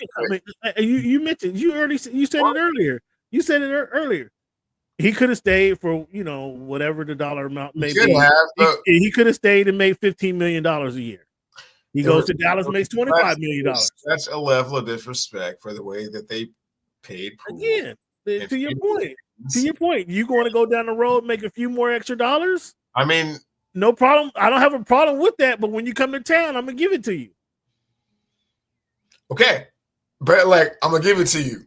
Yeah, I'm gonna give it to you. I'm yelling in the camera. And to your point, it was a little. There was a lot on it for a game in November. I'm a unanimous most valuable player. I'm a 4-time champion. I'm an Olympic gold medalist. This is game 11 of the regular season, man. Hey, Klay came back to town. That's for them. But to your point, it shows the emotion of the game, right? Yeah, for them, that was a big game. In the behind the scenes. I don't know, but man, I've never seen Steph react like that ever. Have you? No, again, that's the emotion of the game came out. The emotion of the game, that's how big that game meant to him. Yeah, we talked NFL already. Are we headed towards the Lions Chiefs Super Bowl? I'm of the Boots, you've been away for a little while. I've been saying the Chiefs are going to three-peat since before week 1. Oh, Boots, heads up. It's going to be a Lions Steelers Super Bowl. Oh, my goodness. Watch his Boots. Watch his Boots. No confidence. He's just talking over there. The Lions, the Steelers, get out of here. The Lions are playing the best in the NFC. what a question. We didn't even really talk about the Lions this past week. The Lions are playing in the best football in NFC. I don't help me identify a team that's playing better football than the Detroit Lions are right now. They're playing the best football in the NFC. So I'm totally cool with the Lions because the way they're just playing the best football. The way they waxed the Texans earlier this week. The Chiefs, I got the Chiefs three-peating. Big guys. See what I'm saying, fans? They didn't wax the Texans. They won by a field goal. The end of the game. What are you talking about? I'm talking sensitive. He's getting sensitive on me, fans. Cause he be saying stuff like that. Like they didn't wax the Texans, man. Okay, the Lions are on a good little roll, right? And they did a little roll. And they beat Cleveland and CJ Stroud. Up. They have played one game that wasn't indoors or. You keep bringing this up, Cleveland. When I brought this up initially and told you that the Lions have 13 games in controlled environment. Yeah, that they have 13 of those games this year. They won the first one. Okay. So there's nothing. They're 8-1, Cleveland. I mean, the Lions are playing great football. Well, Cam, it looks like they're going to get a home field advantage, and then who are they going to end up playing at the end? To go to the Super Bowl? I mean, Minnesota. Who else is going to be there? San Francisco. I mean, that's going to be a good matchup. They have to play San Francisco and Brock Purdy. They have to play Brock Purdy. Woo-hoo-hoo-hoo. That's when it gets a little dicey. Either the Niners or the Commanders. I mean, I don't think the Commanders are ready. I'm gonna go with the Niners. Yeah. I mean, I don't know. But yeah, I think Boots. Do you agree? Are we looking at a three-peat, Boots? We've never seen that. And nobody watching the NFL ever seen the three-peat. I think this is the first year that happens. There's a reason for that, Boots, because it's not gonna happen. I mean, I do like the fact that the Chiefs find a way to win by any means necessary, but that kind of stuff kind of wears out. However, the quarterback isn't playing good football. However, the quarterback to this point of the season has played the worst statistical season ever. If they get to the Super Bowl and it's the 49ers, they'll beat them.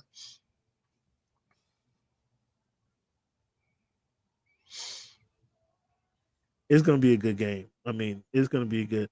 But I got the 49ers number. You know what I'm saying, Boots? We're headed that way. I'm looking at the Niners going undefeated, Boots. What you think? Or excuse me, I'm looking at the Chiefs winning the three-peat when it all comes down to it. That's what you think on that? Back to the NBA, Cleveland. A lot to talk about. That game again. The most memorable return.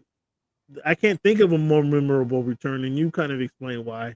The most memorable return was LeBron James going back to Cleveland. There will never be anything even remotely like that. Oh, that's not even debatable, man. Really? I thought Klay's return was bigger than that. Oh, no. No? The league when LeBron went back to as a Heat or as a Laker? As a Heat. First one? Oh, wow. I mean, but there was some vitriol in that return. Some. Yeah, I mean, that's what I'm saying. Like this more than some. This was a little different. And this was a little different. And the fact that they welcomed, there was so much. This was a celebration. You're one of us. I'm so sorry you had to leave. That's made this different than LeBron going back and being the villain. The king leaving Cleveland and coming back. He was a villain. So that was a different tone. Yeah. Completely. Yeah. There you go. They're not gonna be undefeated, but yeah, I got a three-peat. I think it's gonna be a three-peat when it comes all down to it. I do. I picked the Bills this week. If you missed our pick segment, I picked the Bills only because I don't. Kind of Cleveland said it earlier. The Bills don't know how to win big games, so this is not They play the Bills this weekend. It's not as big as it would be if it was in the divisional playoff or the AFC Championship, where I see the Chiefs winning that game. This is not that big. This Week 12 matchup. So therefore, I don't expect the Chiefs to go undefeated. I got the Bills or the Chargers in a couple weeks beating the Chiefs at some point. So giving the Chiefs either a loss or two during this regular season. But as Chief Cleveland mentioned earlier, because the Bills don't know how to win big games, this is the game that they'll win when not much is on the line. The only thing on the line is undefeated record. They get in the playoffs, all the marbles are on the line. The Bills won't win that game. Yep, you got it right. You got it. You got it right. So yeah, you agree with me. There's going to be a three-peat in the line. Smart man boots. Yeah, I know.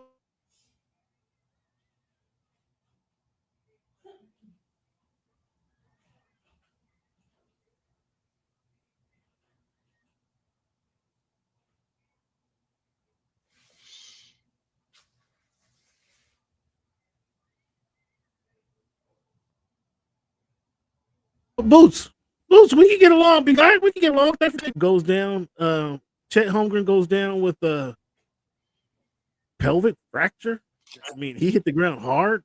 I mean, he's only 135 pounds. He hit the ground hard. That just sounds painful. He's going to be out a couple months. KD suffers a calf strain. Ja Morant, you see, you jinxed him.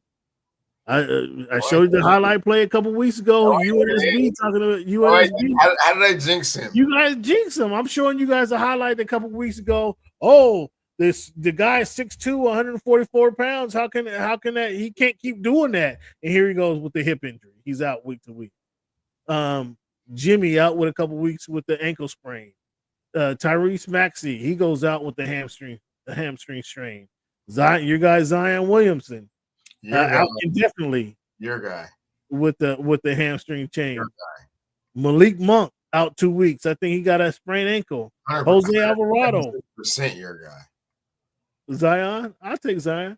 Yeah, you take Zion and you'll take Malik Monk at the same time. Taking both. Well, yeah, Malik Monk. You guys kicked him to the curve after you guys won you a championship a couple years ago.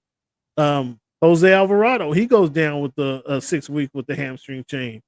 Hamstring. AD, the Lakers are on right now. Is AD playing? I see LeBron doing the same old LeBron moves. 86-78. The Memphis Grizzlies without Ja Morant are beating the Los Angeles Lakers. How about that? How about that, fellas? That sounds midway through the third quarter, something like that. Yeah, but they do have a score in the game. There's a score. I don't know if there's a ticker at the bottom of the screen where there's a score. There's a scoreboard, and right now the Memphis Grizzlies are up. Some white dude going to the line I never heard of. I had never seen before. Here, JJ Redick. Did you see JJ Redick the other day going to on the sideline after your guy Snitchy Russell took a ill-advised three? JJ Redick goes to the sideline and grabs his chair, just kind of jumping up and down the chair. Did you see that? Like, JJ, come on, dude. Like, JJ, have some goof about yourself over there. You're a head coach now. I still think, Cleveland, what do you, on another note, what do you think about these head coaches still wearing the sweats?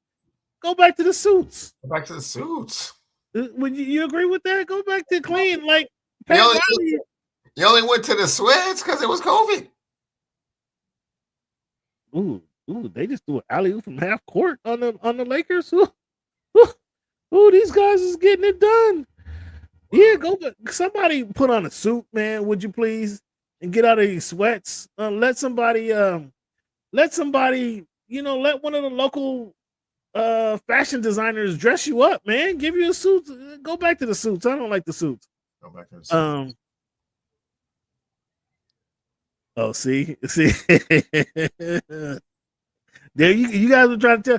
Hey, it's basketball. So now you don't want the guys making plays, SB. Now you don't want to see the fancy plays. You don't want to see the guys put on a show. Now is that what you're saying? Just get 2 points and go down the court. Is that all you want, SB? Help me out. because I try to go walk you guys through some of the best plays we've seen.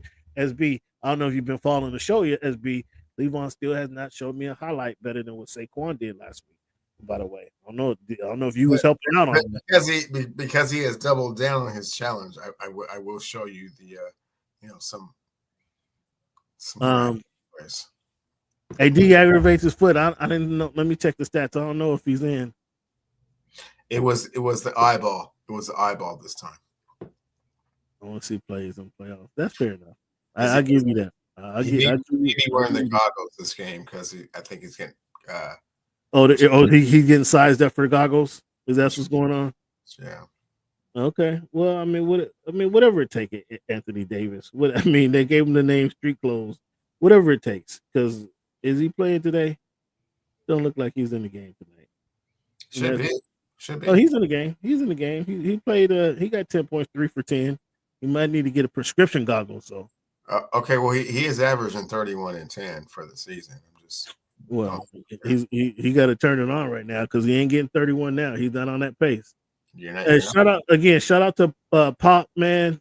Greg Popovich suffering a stroke. No timetable for his return. We wishing you. We're praying for you, big dog. Get back as soon as you can. Did you see the play where Giannis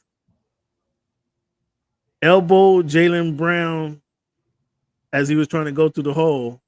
They called a foul on Giannis, and then he stuck his hand out to Jaylen Brown and was kind of the too slow. He pulled it back to prank. Was that fair or foul for Giannis to do that? It's fair. Why Jaylen Brown getting all upset about it? Call him a child and all this stuff. Start calling him names. Because it's Jaylen Brown. Okay. The Cleveland Cavaliers, the aforementioned Cavaliers, have won 13 games in a row. They start the season 13-0. 6 teams who have started the season. 6 of those teams that started the season with the 12-0 record went to the finals. 3 teams won the titles. Will the Cavaliers make it to the finals? Any confidence in them making it to the NBA finals? Second round. Nah, they're better than the second round. That's where they've been. They're better than a second round team. Who's gonna beat them in the East? Your Knicks? Your 76ers? Your Boston Celtics? Who do you have beating those guys in the second round? Not the Milwaukee Bucks. They're moved up. Like you just said, any of the 3 or 4 mentioned teams that you mentioned will beat the Cleveland Cavaliers in the second round. Either the Boston Celtics, the Philadelphia 76ers, or the New York Knicks. You sure about that? 100%. The 76ers with the gimpy Joel Embiid and Paul George, who's not playing back-to-backs. Getting back into shape. The only question, the only concern, and maybe not even a concern, is that the 76ers got to get their record back in shape. Were they 2-8, 2-9? That's what I'm saying. Boost. I got. It's a long season. We are early in the season. It is no good. It's going to be kind of a long time, but once they get back into it, I mean, you know what I'm saying. None of you guys have Cavaliers making it to the Eastern Conference Finals. Wow, 0. Yeah, no, 0. Wow. I would love to see a 1-8 first round match, Cavaliers Sixers. Would love to see that. The Sixers, you got the Sixers coming back and winning the Eastern Conference, having the best record in the Eastern Conference, or coming in at the AC. Cameron, pay attention. Follow. You got them coming in at the AC. Follow the script. Your guys are 13-0. They could very easily be the number 1 seed in the Eastern Conference. The Philadelphia 76ers are struggling to win games, struggling for Joel Embiid to get into shape. Well, I mean, that puts them into the play. And Joel on the court at the same time. So imagine if they got the 8 seed. They had to play Cleveland. That's to put them in the playing tournament, obviously. No. We're past that. Okay. We're 1 versus 8. Ooh. And 1 is the Cleveland Cavaliers, and 8 is the Philadelphia 76ers. Who you got? Ooh, wait. He just talking about throwing some cold water on the team. Oh my goodness gracious. Boots. Boots. Wow. Wow. I mean, gee whiz. Wow, you guys are just coming down on the guys. No, he may not have the Harden gene. He has the Harden gene. Yeah. Woo, you guys are critical on the Cleveland Cavaliers.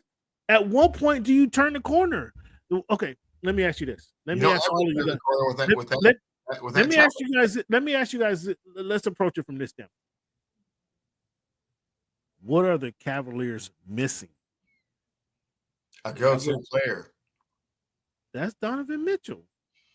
Well, then you just have a point. Then you just answered your own question. You guys have so it's all Donovan. They have defense. They have Mobley, who now is being more. They have want to. They have hustle players. They have a deep bench. They have a coach that stays after practice and catches free throws from people.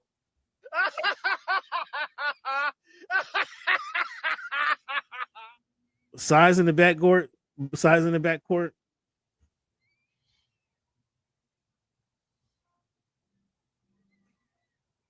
That's a fair point. That's a fair point. But their competition, bro, they may not even have an all-star on their team. Oh no, they got an all-star. Mobley, yeah. Sure.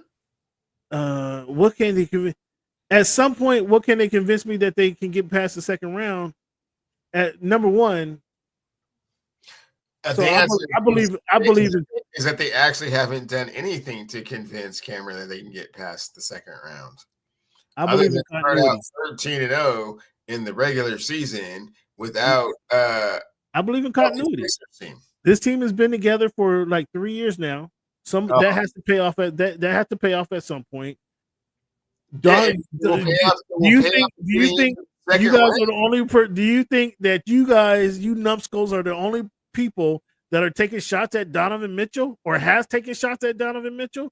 He has something to prove at this point. Oh, really? Because Garland has something to prove. That's why he's not in Utah anymore, because they've been taking shots at him forever. Do you remember the way he responded when Shaq took shots at him? So listen, here's the thing. Here's the thing. What were they asking him to do in Utah? What were they asking him? What are they asking him to do now, Cameron? They were asking him run the ball or run the floor. They were asking him to make plays, be the best player on the team, make all the plays on the team. Here in Cleveland, they have Garland to be the point guard. They have Mobley and my man with the fro playing defense. Jared Allen playing defense. So all he has to do is score. That's the best thing he do. That's all he has. Yeah, that's cool, man. Second round. Oh goodness. When he got beat by. Yeah. Boots watches who? Wow. You got no love for Cleveland, no love from Donovan Mitchell. Gee whiz.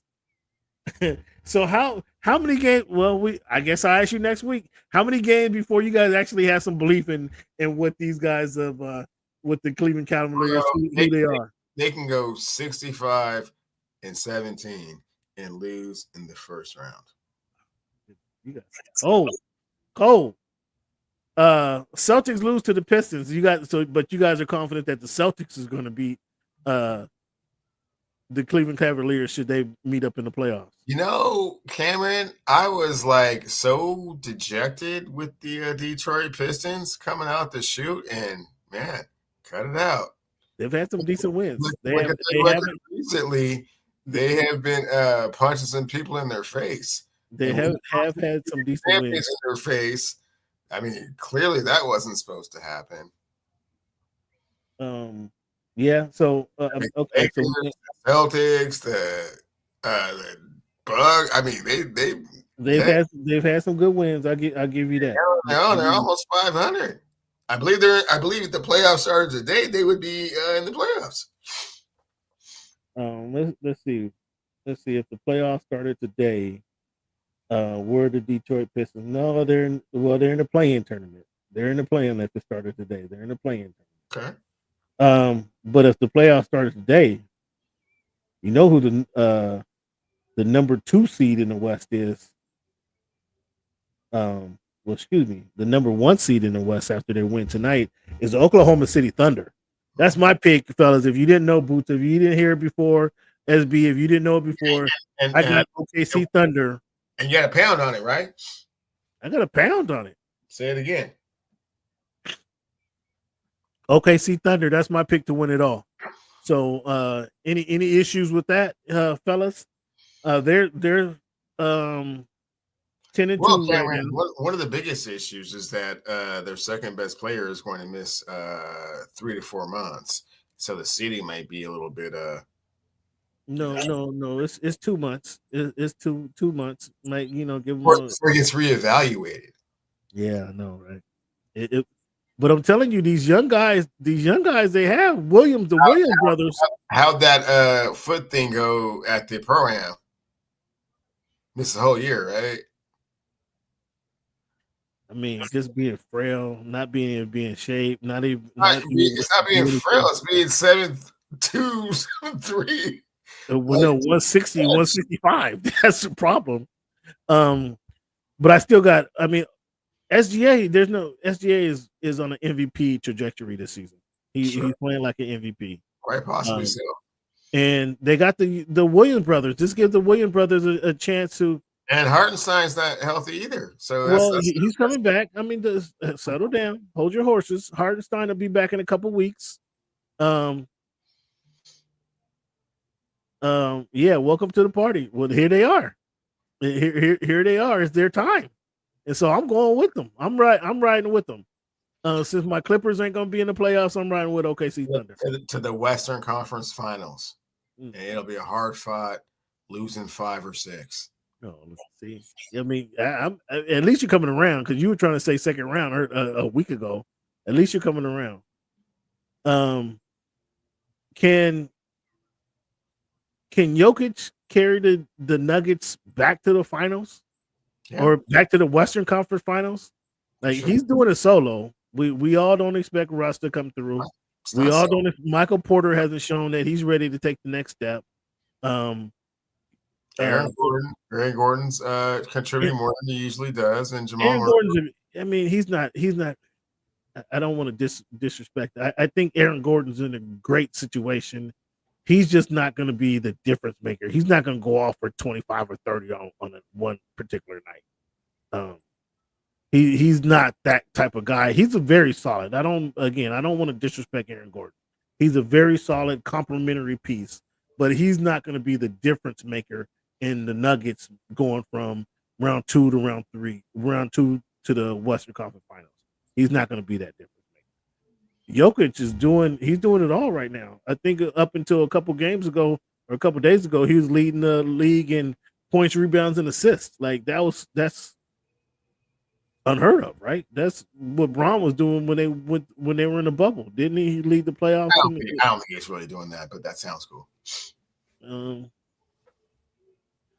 Jamal Murray is the key.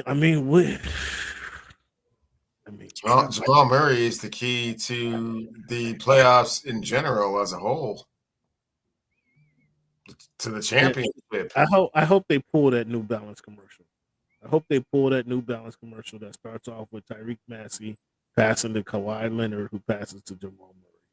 All those guys are hurt. I hope they pull that commercial. Pull that commercial. Yeah, unless they redo it without a Kawhi Leonard. Yeah.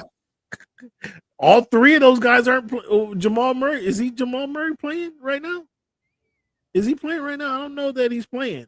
Did you see the quote from SB? Jamal Murray is the key. He's the most important player in the NBA. If he's healthy, then Denver Nuggets will win the championship. If he's not, then they won't. Who is this guy?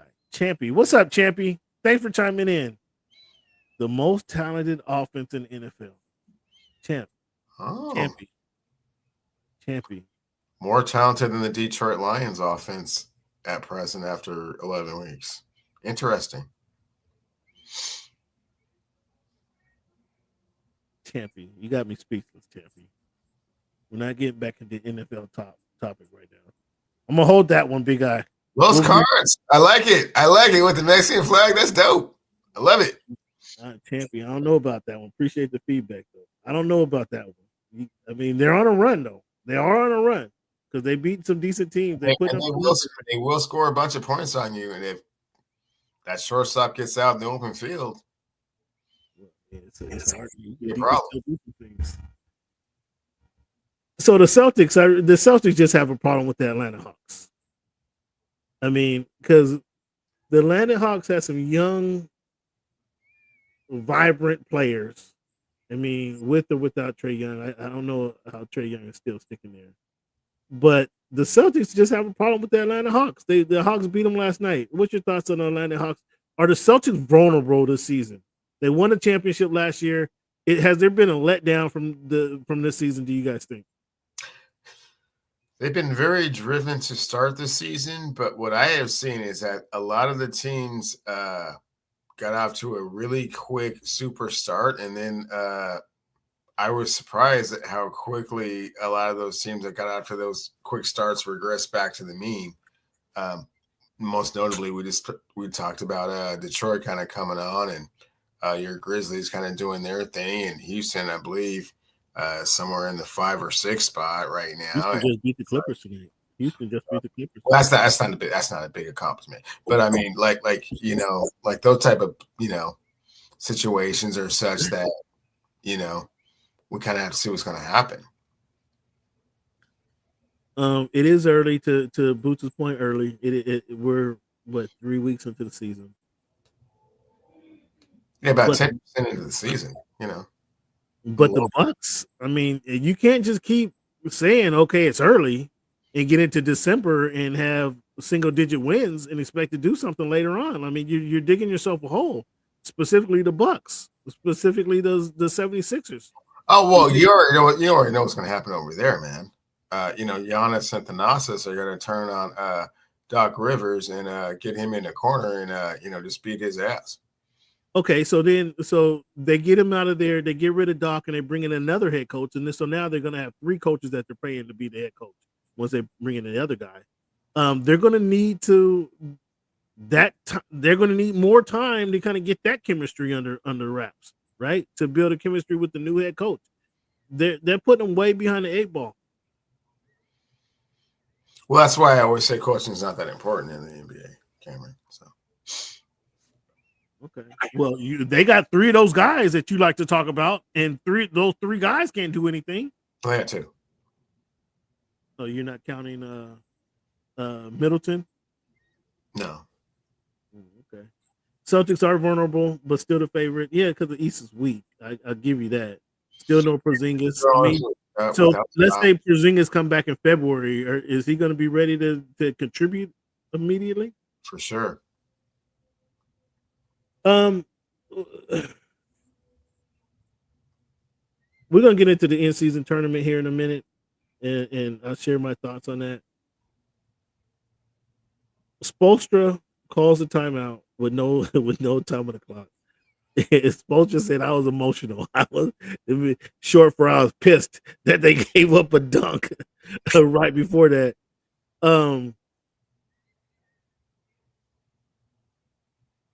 Does Spoelstra deserve? He takes the blame. He said it was his fault. He owned up to it, but just a minor mistake and we move on, or does Pat Riley look at that situation a little harder? It was a mistake. Move on. Okay. Coach, what in the final 6 times? Hey, I'm just asking the question. Like, is it everybody came down on the coach Chris Webber for doing this in college? He does the same thing. Like, we're just saying, okay, he gets a pass. Yes. Okay. championship winning coach. I feel you.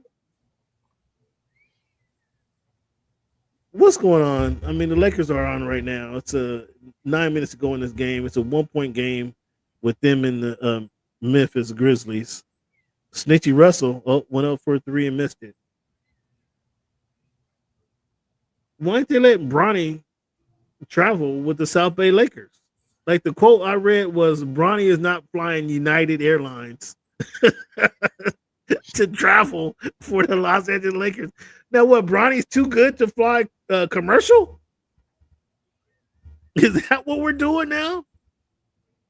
Dude, you're not even averaging 20 points. You're single, how Charles Barkley put it, you're triple single, and now you could say, I'm just staying home. I don't have to travel to road games. Are they doing them a disservice?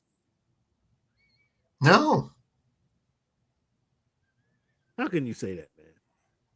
How can you say Bronny not traveling with the rest of the team, not having to fly commercial, not having to fly United with the rest of the squad?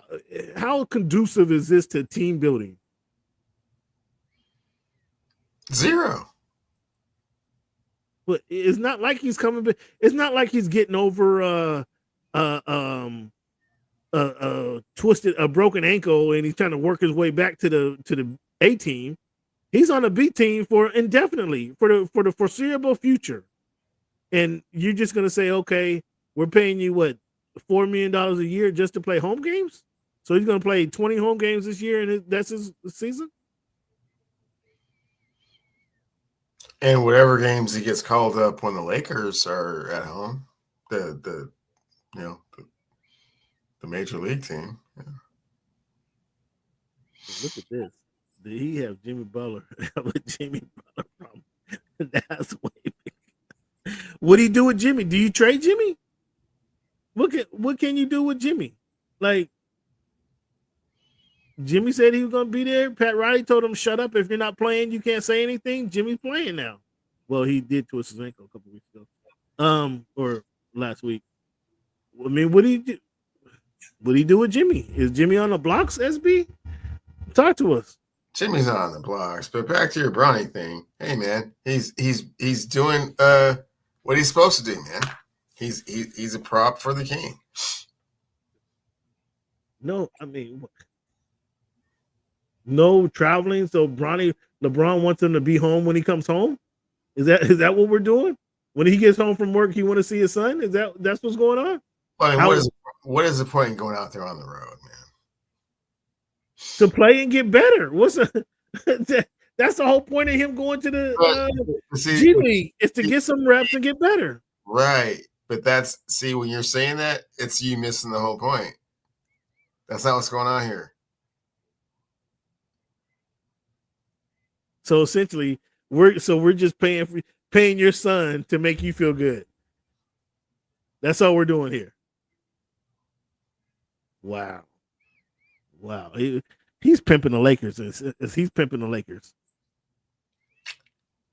It's a mutual, mutually beneficial relationship. So when does the biopic come out on with a Spring Hill? When does that come out? Is there a release date, or have they start filming yet, or have they start casting yet? Well, I don't know if you've been watching the starting five. That's been actually pretty cool. That's a Spring. I haven't watched it. I haven't watched the starting five. Yeah, that's pretty. I was on a separate note, Jimmy. I want to know who you want to trade Jimmy for. Who you want to trade? On a separate note, fellas, I just finished watching this Aaron Hernandez story on FX. Have you watched any of that? No, I keep hearing about it. Dominic Foxworth has got some episodes he produced. That was a very good show. It was a very good show. I mean, there's some stuff I wasn't familiar with. Aaron, it was some. I don't know if you guys have seen the Aaron Hernandez special. I just finished it tonight. It was very intriguing. But dude was wild. He was wild. What's your thoughts on the in-season tournament, Cleveland? Before we get to our rankings, man, it's back again. I hate my thoughts again. It hasn't really changed from last week or from last season. I guess I'm a little bit more bought into it this season than I was last year. I just wish that they formatted it where it's they have the tournament all of November. Everybody's in all of November is part of the tournament. Then they play it in that first week in December, like they're already scheduled to play it and have obviously the championship in Vegas. This Tuesday, Thursday. I'm not a big fan of the courts. I think it looks kind of collegey. Come on, guys. I mean, this is a professional league. I'm not a big fan of the courts. I don't know. Have you guys seen a court that you really liked and enjoyed? I haven't seen it. I'm not a big fan of the courts. Have this. Don't stop with this Tuesday, Thursday, this Tuesday, Friday junk. Have it be every game you play in the month and schedule it accordingly so everybody, again, so the schedules even out for the month. But have it be the whole month of November. So we know, I know as a fan, I turn on a basketball game in November, they're playing for the in-season tournament. They're playing for a spot in the tournament. Then the first week of December, those who make the tournament, they play their games. They have the semifinals and the finals in Vegas. That's cool. But that's the way I think they should do this. Cleveland, what's your thoughts on that? I like the suspense. I like the build up. It definitely played itself out last year, and it was much. Well, the Final Four played itself. I'll give you that. The Final Four, once you know, okay, these are the Final Four teams. We have a tournament game. The semifinals on Saturday, then we have the finals on Monday, whatever that schedule was. Yeah, that's cool. But I'm talking about leading up to that. You don't know. I'm assuming this Memphis Grizzlies versus the Lakers that are on right now is because I can see the Lakers on the court is not an in-season tournament game. But I just have it stop with the confusion. Stop with the confusion. Stop being confused, Cameron. When the courts look like that, it's an in-season game. And when they don't, they don't. It's not. Cut it out. I don't know. That's my thoughts on it. I think, again, yes, in December when they have the tournament and they say this is the Final Four teams, yes, you get excited. Yes, this is a tournament game. Okay, we can see, we want to tune in and see what's going down. But this other stuff that's my opinion. So right now, guys, this is how our power rankings are. Cleveland and I rank the top 5 teams in each conference. And if you guys can see that, is that visible to everybody?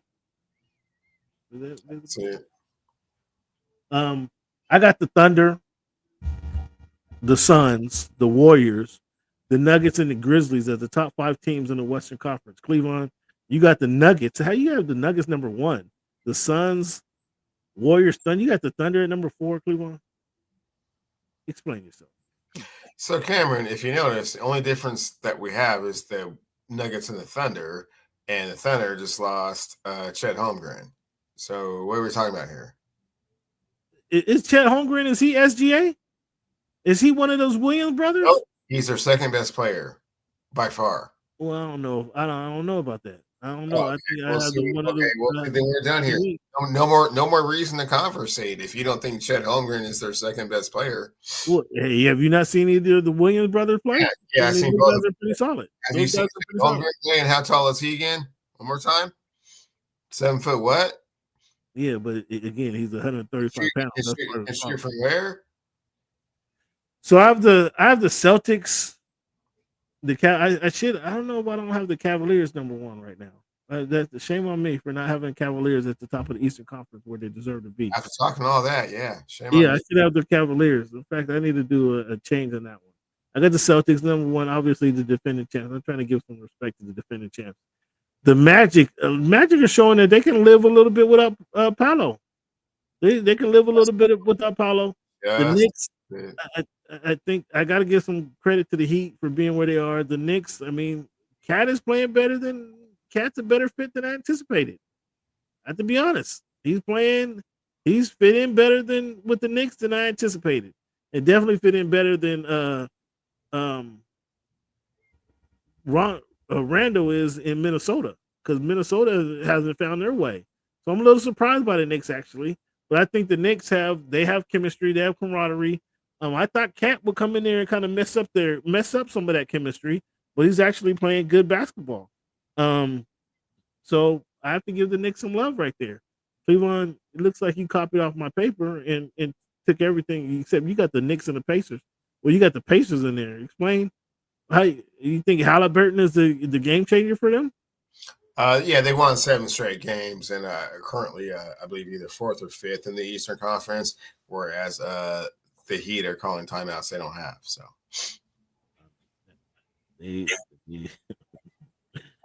oh, that's a cold.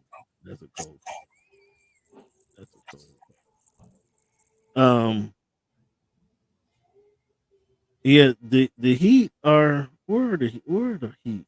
They're right now outside the playoffs right now. I mean, I have to give, like I said, I have to give some love to the. So you're definitely projecting after week 3. Yeah, they're not even in the playoffs. So okay. Yeah. It's going over past reputation. That's cool. I tried to be a little bit more, contemporary. You just try to guess what you try to do. All right, man. Let's move on. Let's get into our This Week in History segment. Cleveland got some interesting stuff, man. Interesting week here. 11-13 Cleveland, 1875. Harvard and Yale played their first college football game with uniforms. November 13th, 1894, African-American inventor A.C. Richardson, Cleveland, patents the casket lowering device. Oh. Interesting. I didn't know that. Here's a story, man, this is news to me. November 13th, 1938, Cleveland, Lloyd Gaines files a lawsuit after being denied admission to University of Missouri Law School in 1935 because he was black. The court ruled in his favor, required Missouri to admit him or set up a black law school. He disappeared 3 months later, never to be found again.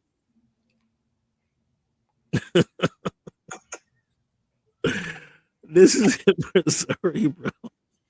That's wild, bro. Have you heard of Lloyd Gaines? I thought I had until you told that story. I was kind of like waiting for it to have a much more positive ending than what you just. So maybe I have clearly a different Lloyd Gaines. Never heard of that before. 11-13-1951, ballerina Janet Collins became the first African American dancer to appear with the Metropolitan Opera Company. November 12, 1977, Ernest Nathan Murrell was elected the first African American mayor of New Orleans, Louisiana. 11-16-2001, I'm gonna butcher this lady's name. Agbani Dorigo was a Nigerian crown Miss World, becoming the first African American to win the title. Have you heard of Agbanani? Have you heard of her? I'm butchering her name. Yeah. Agbani. I'm just gonna move right. Agbani. I mean, she's bad though. You want to know her? You would want to know her for sure. November 17, 2003, John Allen Muhammad, the famous DC sniper, was convicted of shooting dead Dean Myers at a patrol station in Manassas, Virginia in 2022 and murdering at least one other person. Like, that was some stupid stuff. Like, dude, you're hiding in the car, bro. You're laying in the trunk of a car just to shoot at people. Come on, bro. Yeah, and brought your son into the whole thing. Yeah, come on, bro. Like that was lowbrow. November 16, 2004, President George Bush appoints Condoleezza Rice a couple days after her birthday as the first African woman Secretary of State in America. Interesting. November 13, 2017, first Barbie doll to wear a hijab, modeled after Olympic fencer I'm not even gonna pronounce her name. Miss Muhammad unveiled in New York. Were you familiar with that? Yeah. Never, not even familiar with that movie. 11/13/1968, Cleveland. St. Louis Cardinal pitcher Bob Gibson edges out Cincinnati Reds Pete Rose to win the National League MVP. November 13, 1982, WBA lightweight champion Ray Boom Boom Mancini defeats South Korean challenger Doo-Ko Kim by TKO in the 14th round in Las Vegas. Kim collapsed, falls into a coma, and dies 4 days later. As a result of this, WBC shortened the bouts to 12 rounds. WBA, WBO followed suit in 1988 and IBF in 1989. Were you familiar with that, Mr. Boxing fan? Yeah, I thought it was the 13th. It might have been the 14th, but yeah, no, that was big time stuff. And actually, Boom Boom, yeah. and actually, Boom Boom retired after that. After that, yeah, he was done.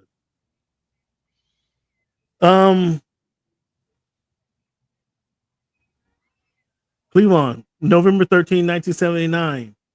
Which two players shared the National League MVP award for the first time? In baseball, two National League players. 1979.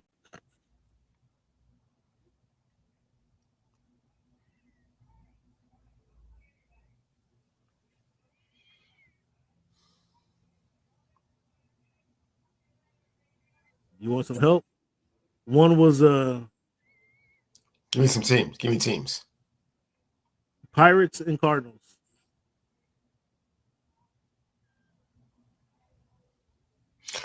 Dave Parker.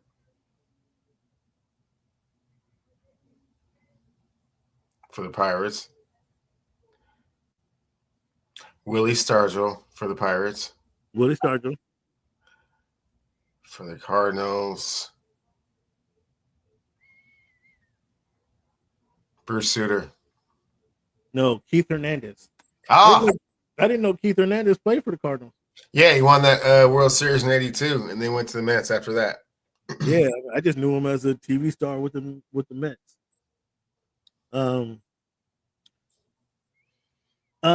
You okay with the college football brackets? What you think? Ole Miss beats Georgia. Georgia drops to 11. Bama beats LSU. LSU moves to 9th, or Bama moves to 9th, excuse me. Georgia Tech upset the Miami Hurricanes, who then dropped from 4 to 12. Are you good with the way this is broken down? Love it. It's so fluid at the end of the season, you know. Wins and losses, it's always going to come down to the votes. It's just more teams to vote on. We touched on it earlier. The Colorado Buffaloes are now 7-2. You don't have them making the playoffs. No. Well, who they're going to lose to now? They're going to lose. Not 100% sure. I haven't looked at their upcoming schedule, but I don't think that they'll make the top 12. You done ruled them out already, huh? Colorado. They play Utah this week. They're number 17. Let me see who they got left. They got Utah, Kansas, and Oklahoma State. They can't win those 3 games. I don't think even they win all 3 of those games that they'll make the top 12, but that's just me. At 10-2, you don't think Colorado has enough cachet to get into the playoff top 12 teams?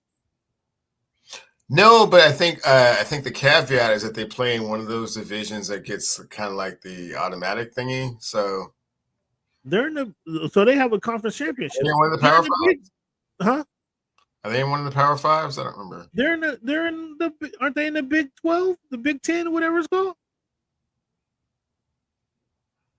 They're not like the WAC, the MEAC. They're okay. Maybe the Big 12. Okay, so what we got? Yeah. I mean, they'll probably have a conference championship, I would suspect. SEC, the ACC, the Big 12. They're the Big 10, the Big what Michigan and Ohio State and all them. No, they're not. Not in that one. They're in the other one. They're not in that conference, but they're in that same league, aren't they? They play USC. They play West Coast teams. No. They didn't migrate into the Big 10. No, cut it out, man. Are you sure? I'm 100% sure. They play like TCU's and Baylor's and Texas Tech's and Oklahoma State. They play Nebraska. They Baylor. Nebraska's not a conference game. That's not a conference game. Anyways, moving right along. Before you get too carried away with yourself, no, I don't think it's going to make the Big 12 or the 12 that go into the thing. No. Interesting. I thought they played in with the what you call it? The Utah Utes head coach fined $40,000 for his complaint on the refs. No, that was last week. FSU filed both coordinators. You good with that? Like they're clearing the path for Deion to bring his coaching staff down there.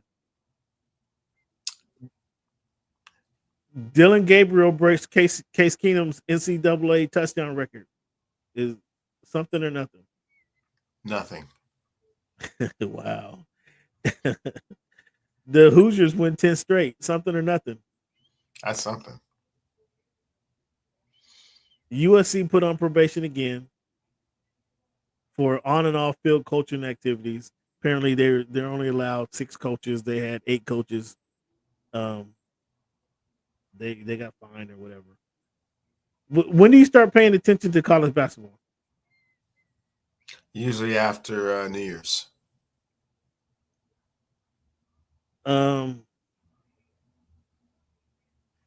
Friday night we had Keyshawn Davis Shine, who fought in Norfolk, where that was a pretty decent fight card. A lot of young fighters. Good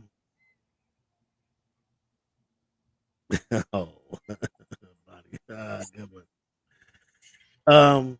Keyshawn Davis shines tonight. Shines when he fought in Norfolk on Friday night. I know you didn't watch that fight. Then he calls out Tank Davis after the fight. So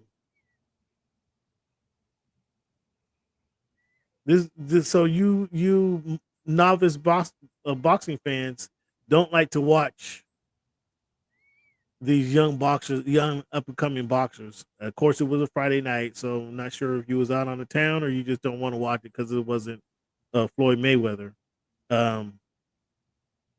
What do you think about the young fighter calling out Tank Davis? Can't ask you was ready because you have no idea if he was ready or not. Nothing. I think nothing of it. Yeah. Nothing of it. Yeah. He's not ready. He's not ready for Tank Davis. I'm so sorry, Cam. I just came off of watching the Bivol. Listen to him. Listen. Bivol fight. That was weeks ago. Okay, but you got to watch the up and comers. That's like saying if you're not watching. If you don't watch the Memphis Grizzlies or the Minnesota Timberwolves, I'm gonna watch 2 undefeated champions and watch how rigged that is. Why would I watch some people I never heard of? What do you mean rigged? You thought the Bivol fight was rigged? Yeah. Oh my goodness. So Boots in it. Did you see Boots over the weekend? Boots went the distance with Karan. No, Cameron. After watching that rigged fight in Saudi Arabia, I haven't watched a boxing match ever since. That was like what, 3 weeks ago, a month ago we watched, or we talking about it. Rigged. He said rigged. It wasn't rigged, but yeah, it was rigged. Jake Paul takes on Mike Tyson on Friday night. Are you gonna watch? I don't want to, but I probably will. I really don't want to watch that, but I probably will. What do you got? I got the Lord, hopefully.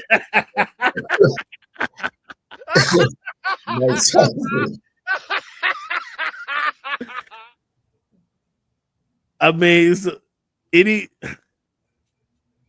mean, come on. I'm on air. I don't want to date myself, man, but I remember a fight back in the day. I remember my dad getting so mad. They let Ken Norton fight Jerry Cooney. one time. And I remember just that he was just in the corner, just left, right to his face, like it was some punching bag. Like, I'm hoping they don't let that happen to Mike. I really am. It's an 8-round fight. Mike got to do his work inside 3 rounds. If the longer it goes, the more this is going to favor Jake Paul. So if Mike don't get rid of him. See, look at you trying to strategize it, man. Just for real. If you don't get rid of him, and then here's another thing. So everybody has seen tapes of Mike Tyson training, hitting the dude with the, with the body protectors and hitting the glove. But those clips are like 3 or 4 seconds long, right? They're not 3 minutes long. You don't see him in the ring banging away for 2.5 minutes. You see him banging away for 6-7 seconds. That ain't gonna get it done, man. The dude is 58 years old, man, fighting a 27-year-old. I like Mike just as much. I like Mike just as much as everybody else. He's 58 years old. Look at you, man. Look at you. Like, just listen to what you're talking. You look like when you were a teenager. Exactly. 7th. That was a long time ago, Cleveland. Yeah. He was dominating the boxing world in the 80s. So put it like this. You wouldn't jump in the ring with Jake Paul. And we're like 7-8 years younger than Mike Tyson. My point exactly. Yeah. You get where I'm saying. You get what I'm saying now. I get what you're saying. You come around. I'm hoping. Mike is not super normal. He's not superhuman. He might have been superhuman. I'm hoping it's not a Drago against Creed kind of thing, man. I really am. Well, it's not gonna be that. Jake Paul. Let's not give too much credit to Jake Paul. It's not gonna be Drago, but I see nothing but problem for Mike. I'm scared to admit it. I'm seeing nothing but problem for Jake. I'm interested in what you guys have to say.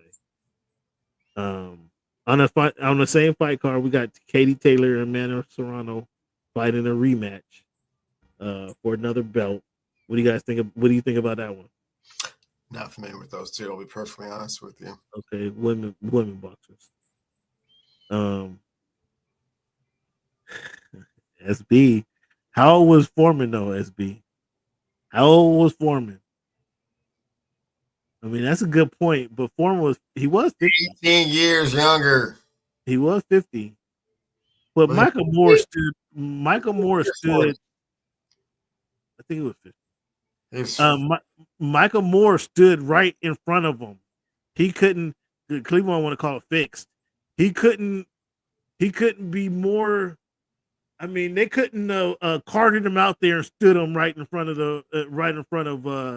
No, man, that one went 12. He knocked him out in the 12th round. That's gangster. You know what I'm saying? Foreman was in there for 12 rounds. And that was a champion. That was a heavyweight champion. This is completely, totally different. This is Jake Paul. And he's 58. He could have been more handpicked for Foreman. He wasn't moving. He wasn't dipping. Come on, man. Get out of here with all that, man. He wasn't. You lost all your boxing panache right there. All your boxing cachet. What? Because he couldn't have been more handpicked? That wasn't a good fight for Foreman? That was an excellent fight for Foreman. The dude wasn't moving. He stood right there and let Foreman just go whack at him. Well, he didn't. Foreman was getting his ass kicked until the 12th round. I don't know. You never watched that fight, clearly. Yeah, I did watch the fight. No, you didn't. If Foreman I might have to go turn it on just because. Go back and turn it on. It's the 12th round. Well, it's gonna be. I don't know. It's another fight. John Bones Jones fights Stipe Miocic. Okay. I'm down to watch the spinning back fist. There's nothing like the spinning back fist, man. You want to see both of these guys who haven't fought in 3 years? You want to see both of these guys get in the ring? Because if Bones Jones wins this one, oh man, the Brazilian is next, and there cannot be a bigger fight. Who? What Brazilian? I forgot Cat's name, man. The dude, two fights ago, he got kicked below the belt and waved the ref off like, no, I'm cool. And then like 5 seconds later, knocked that dude out. Really? And then won the fight. The last fight, it was like, okay, he's ready. He's ready for Bones. Bones ain't fighting in 3 years. There can't be no other fight. Okay. There can't be no other fight than them two. And that one will be like, ooh, I might have to go down to wherever they're doing that one at. That one would be crazy. If the fight actually happens, Mike must win. Okay. Okay. Man, I'm so scared to watch that. I'm scared like watching. Okay. I'm so scared to watch this fight. It's such a must-watch fight, but like God, nothing good can come of this, man. Nothing. Now, Cleveland, you were taking shots at Coco Gauff during the summertime. It was. She won the WTA in Saudi Arabia. Does this count? Super impressive. Okay. He comes off he was taking shots at her. The Cincinnati Reds host a 14-hour visitation service for Pete Rose fans, and that was pretty cool with Cincinnati. I mean, a little late, obviously, posthumously, but that was pretty cool of them. What's your thoughts on that? Without question, the biggest sports hero in the history of that city. So yeah, do it right. What should we call the A's this season? I mean, they've been playing it. What should we call the A's? Do you call them? They don't want to go by the Sacramento A's. They're not the Oakland A's. No, they're just calling themselves the A's. That's it. They don't have no. So on the record, what are they on the list? Does it just say the A's? You know how when you're doing we hear them on the sports shows like, oh, and the A's lost. Yeah. You don't even say the stack A's. I mean, wow. Oh, the A's. That's going to be all season long. So did you hear the Mariners plan to offer Juan Soto some car wash money, 5 years, $60 million with some incentives to reach up to $80 million? Like, yeah, that's like trying to go to the Mercedes-Benz dealership and saying with the bag of quarters in your hand. Come on, man. What the just makes us look even more low budget, than right. Thank you. Right. At least you don't even have to throw an offer that's gonna blow them away. You guys come there with some chump change. Like he's gonna make that. Like that again, that's car wash money. That's money that they find in the car wash. Yeah, less than my Nike endorsement. That's weird. Okay. Yeah. First the Foul Boys break up, then Nate Robinson gets knocked out. That's gonna be a shot. I swear to goodness. I don't know if you saw the Nate knockout, but that was a meme for 3 weeks after him laying there in sleep. That was the concern in Snoop's voice, man, was enough to make me be like, wow. I mean, because Snoop wasn't really a boxing fan. It was like Snoop wasn't really. He hadn't seen a bunch of knockouts, right? He wasn't even. You was to see a knockout like that. I mean, unless you've been watching boxing forever, that was a cold one, man. Cleveland, we watched the dude get carried out of the ring. You was there. Weren't you at the fight? Yeah, but I'm just saying. You got carried out the ring in a stretcher. But we're boxing fans. I'm talking like a regular fan to see that. That's the point I'm saying. Snoop hadn't seen a bunch of knockouts, I'm sure. But yeah, the good one, SB. I mean, yeah. Hey, we all gonna have to check in and see the guys check with us next week. What is it? The Tampa Tropicana Field won't be ready after the hurricane hit the city. Their stadium won't be ready till 2026. Cleveland, what were the stadium debacles? What other stadium debacles have we seen? Like, obviously the Superdome was damaged by Hurricane Katrina, right? That took a couple years to rebuild. The basketball team had to move to OKC for a season or two. The Vikings roof collapsed because it was due to snow on the building, which was kind of like, come on now. What other stadium debacles have you seen? That you recall? Can't really think of any. I'm assuming that there was probably some damage to Pro Player Stadium. It may have been Joe Robbie at the time. I was down in Miami in '94 after Andrew, and that was pretty devastating. So maybe that one. I'm sure some of those other Wait. When they stopped the World Series, was there damage to the World Series to the stadium? Were they able to? I know they stopped the game obviously because of the earthquake. It's hard to say. Able to play in the stadium? No, I don't think so because then they stopped that game, but then they played the next game, and then it moved to the other stadium, to the other site. Yeah, I mean they were both in the Bay Area because it was the Bay Area series. Yeah, it was the San Francisco. I thought. Yeah, it was San Francisco against Oakland, but so I think they played the game in San Francisco and then went back to Oakland. So I don't think either one of them had such structural damage that they couldn't play the game. Yeah, I just remember that. Terrible thing. I was trying to think. I couldn't think of anything other than the Vikings. Well, Superdome, obviously, but outside of the Superdome, other than the Vikings stadium collapsing, the roof collapsing because of the snow. Detroit, they just tore that stadium down. They moved. I couldn't think of anything. Well, fans, thank you again for tuning into the Voice of the Fans podcast. This has been week 316 of the podcast. Let's give Cleveland a round of applause. That's what I meant. Let's give Cleveland a round of applause. Thanks, SB, Crappy, Champy, Bootzilla, for chiming in.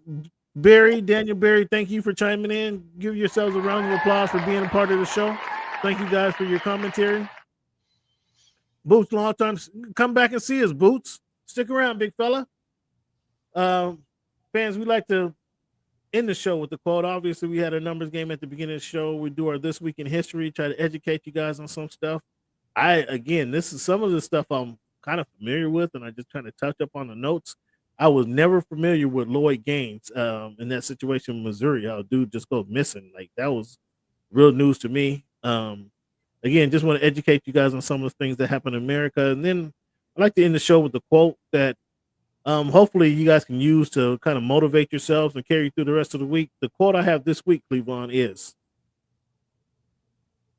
"He who is not courageous enough to take risk will accomplish nothing in life." That's the greatest boxer of all time, Mr. Muhammad Ali. One more time. He who is not courageous enough to take risk will accomplish nothing in life. That's Muhammad Ali. Once again, fans, I want to say thank you guys for tuning in. Give yourselves a round of applause for being part of the show. Thanks to everybody who chimed in on the chat. Thanks, Cleveland. Cleveland, let the people know where they can find you so they can give you some praise for the Lakers beating Memphis Grizzlies tonight. Oh, did they? Oh, and on my ticker, I'm so sorry. LeBron James becomes oldest player in NBA history with 3 straight triple doubles, passing himself. It's week 3. We already talked about this early in the season. Clevie Wonder on Twitter, Clevie Wonder on Instagram, and Clevie Wonder on Twitter and TikTok. Cleveland Steele on Instagram. You can follow me at @_Voice of the Fans on Twitter, @_Voice of the Fans on Twitter. We'll have some commentary going down this weekend. We got some good fights. The John Bone Jones fight is on Saturday. Tyson and Paul go down Friday night. Are you watching? If you're watching, Send me a message on Twitter so we can have a little conversation. So scared. Everybody's gonna be on pins and needles, biting their nails. I mean, I can't. I want to say I can't wait, but I want to see the outcome. I guess that's more so what I'm anticipating. Man. I want to see the outcome. I got to see the results, man. But everybody, thanks again for tuning into the Voice of the Fans podcast. Enjoy the rest of the week. Give yourself a round of applause. As always, fans, thank you for making our voice your choice.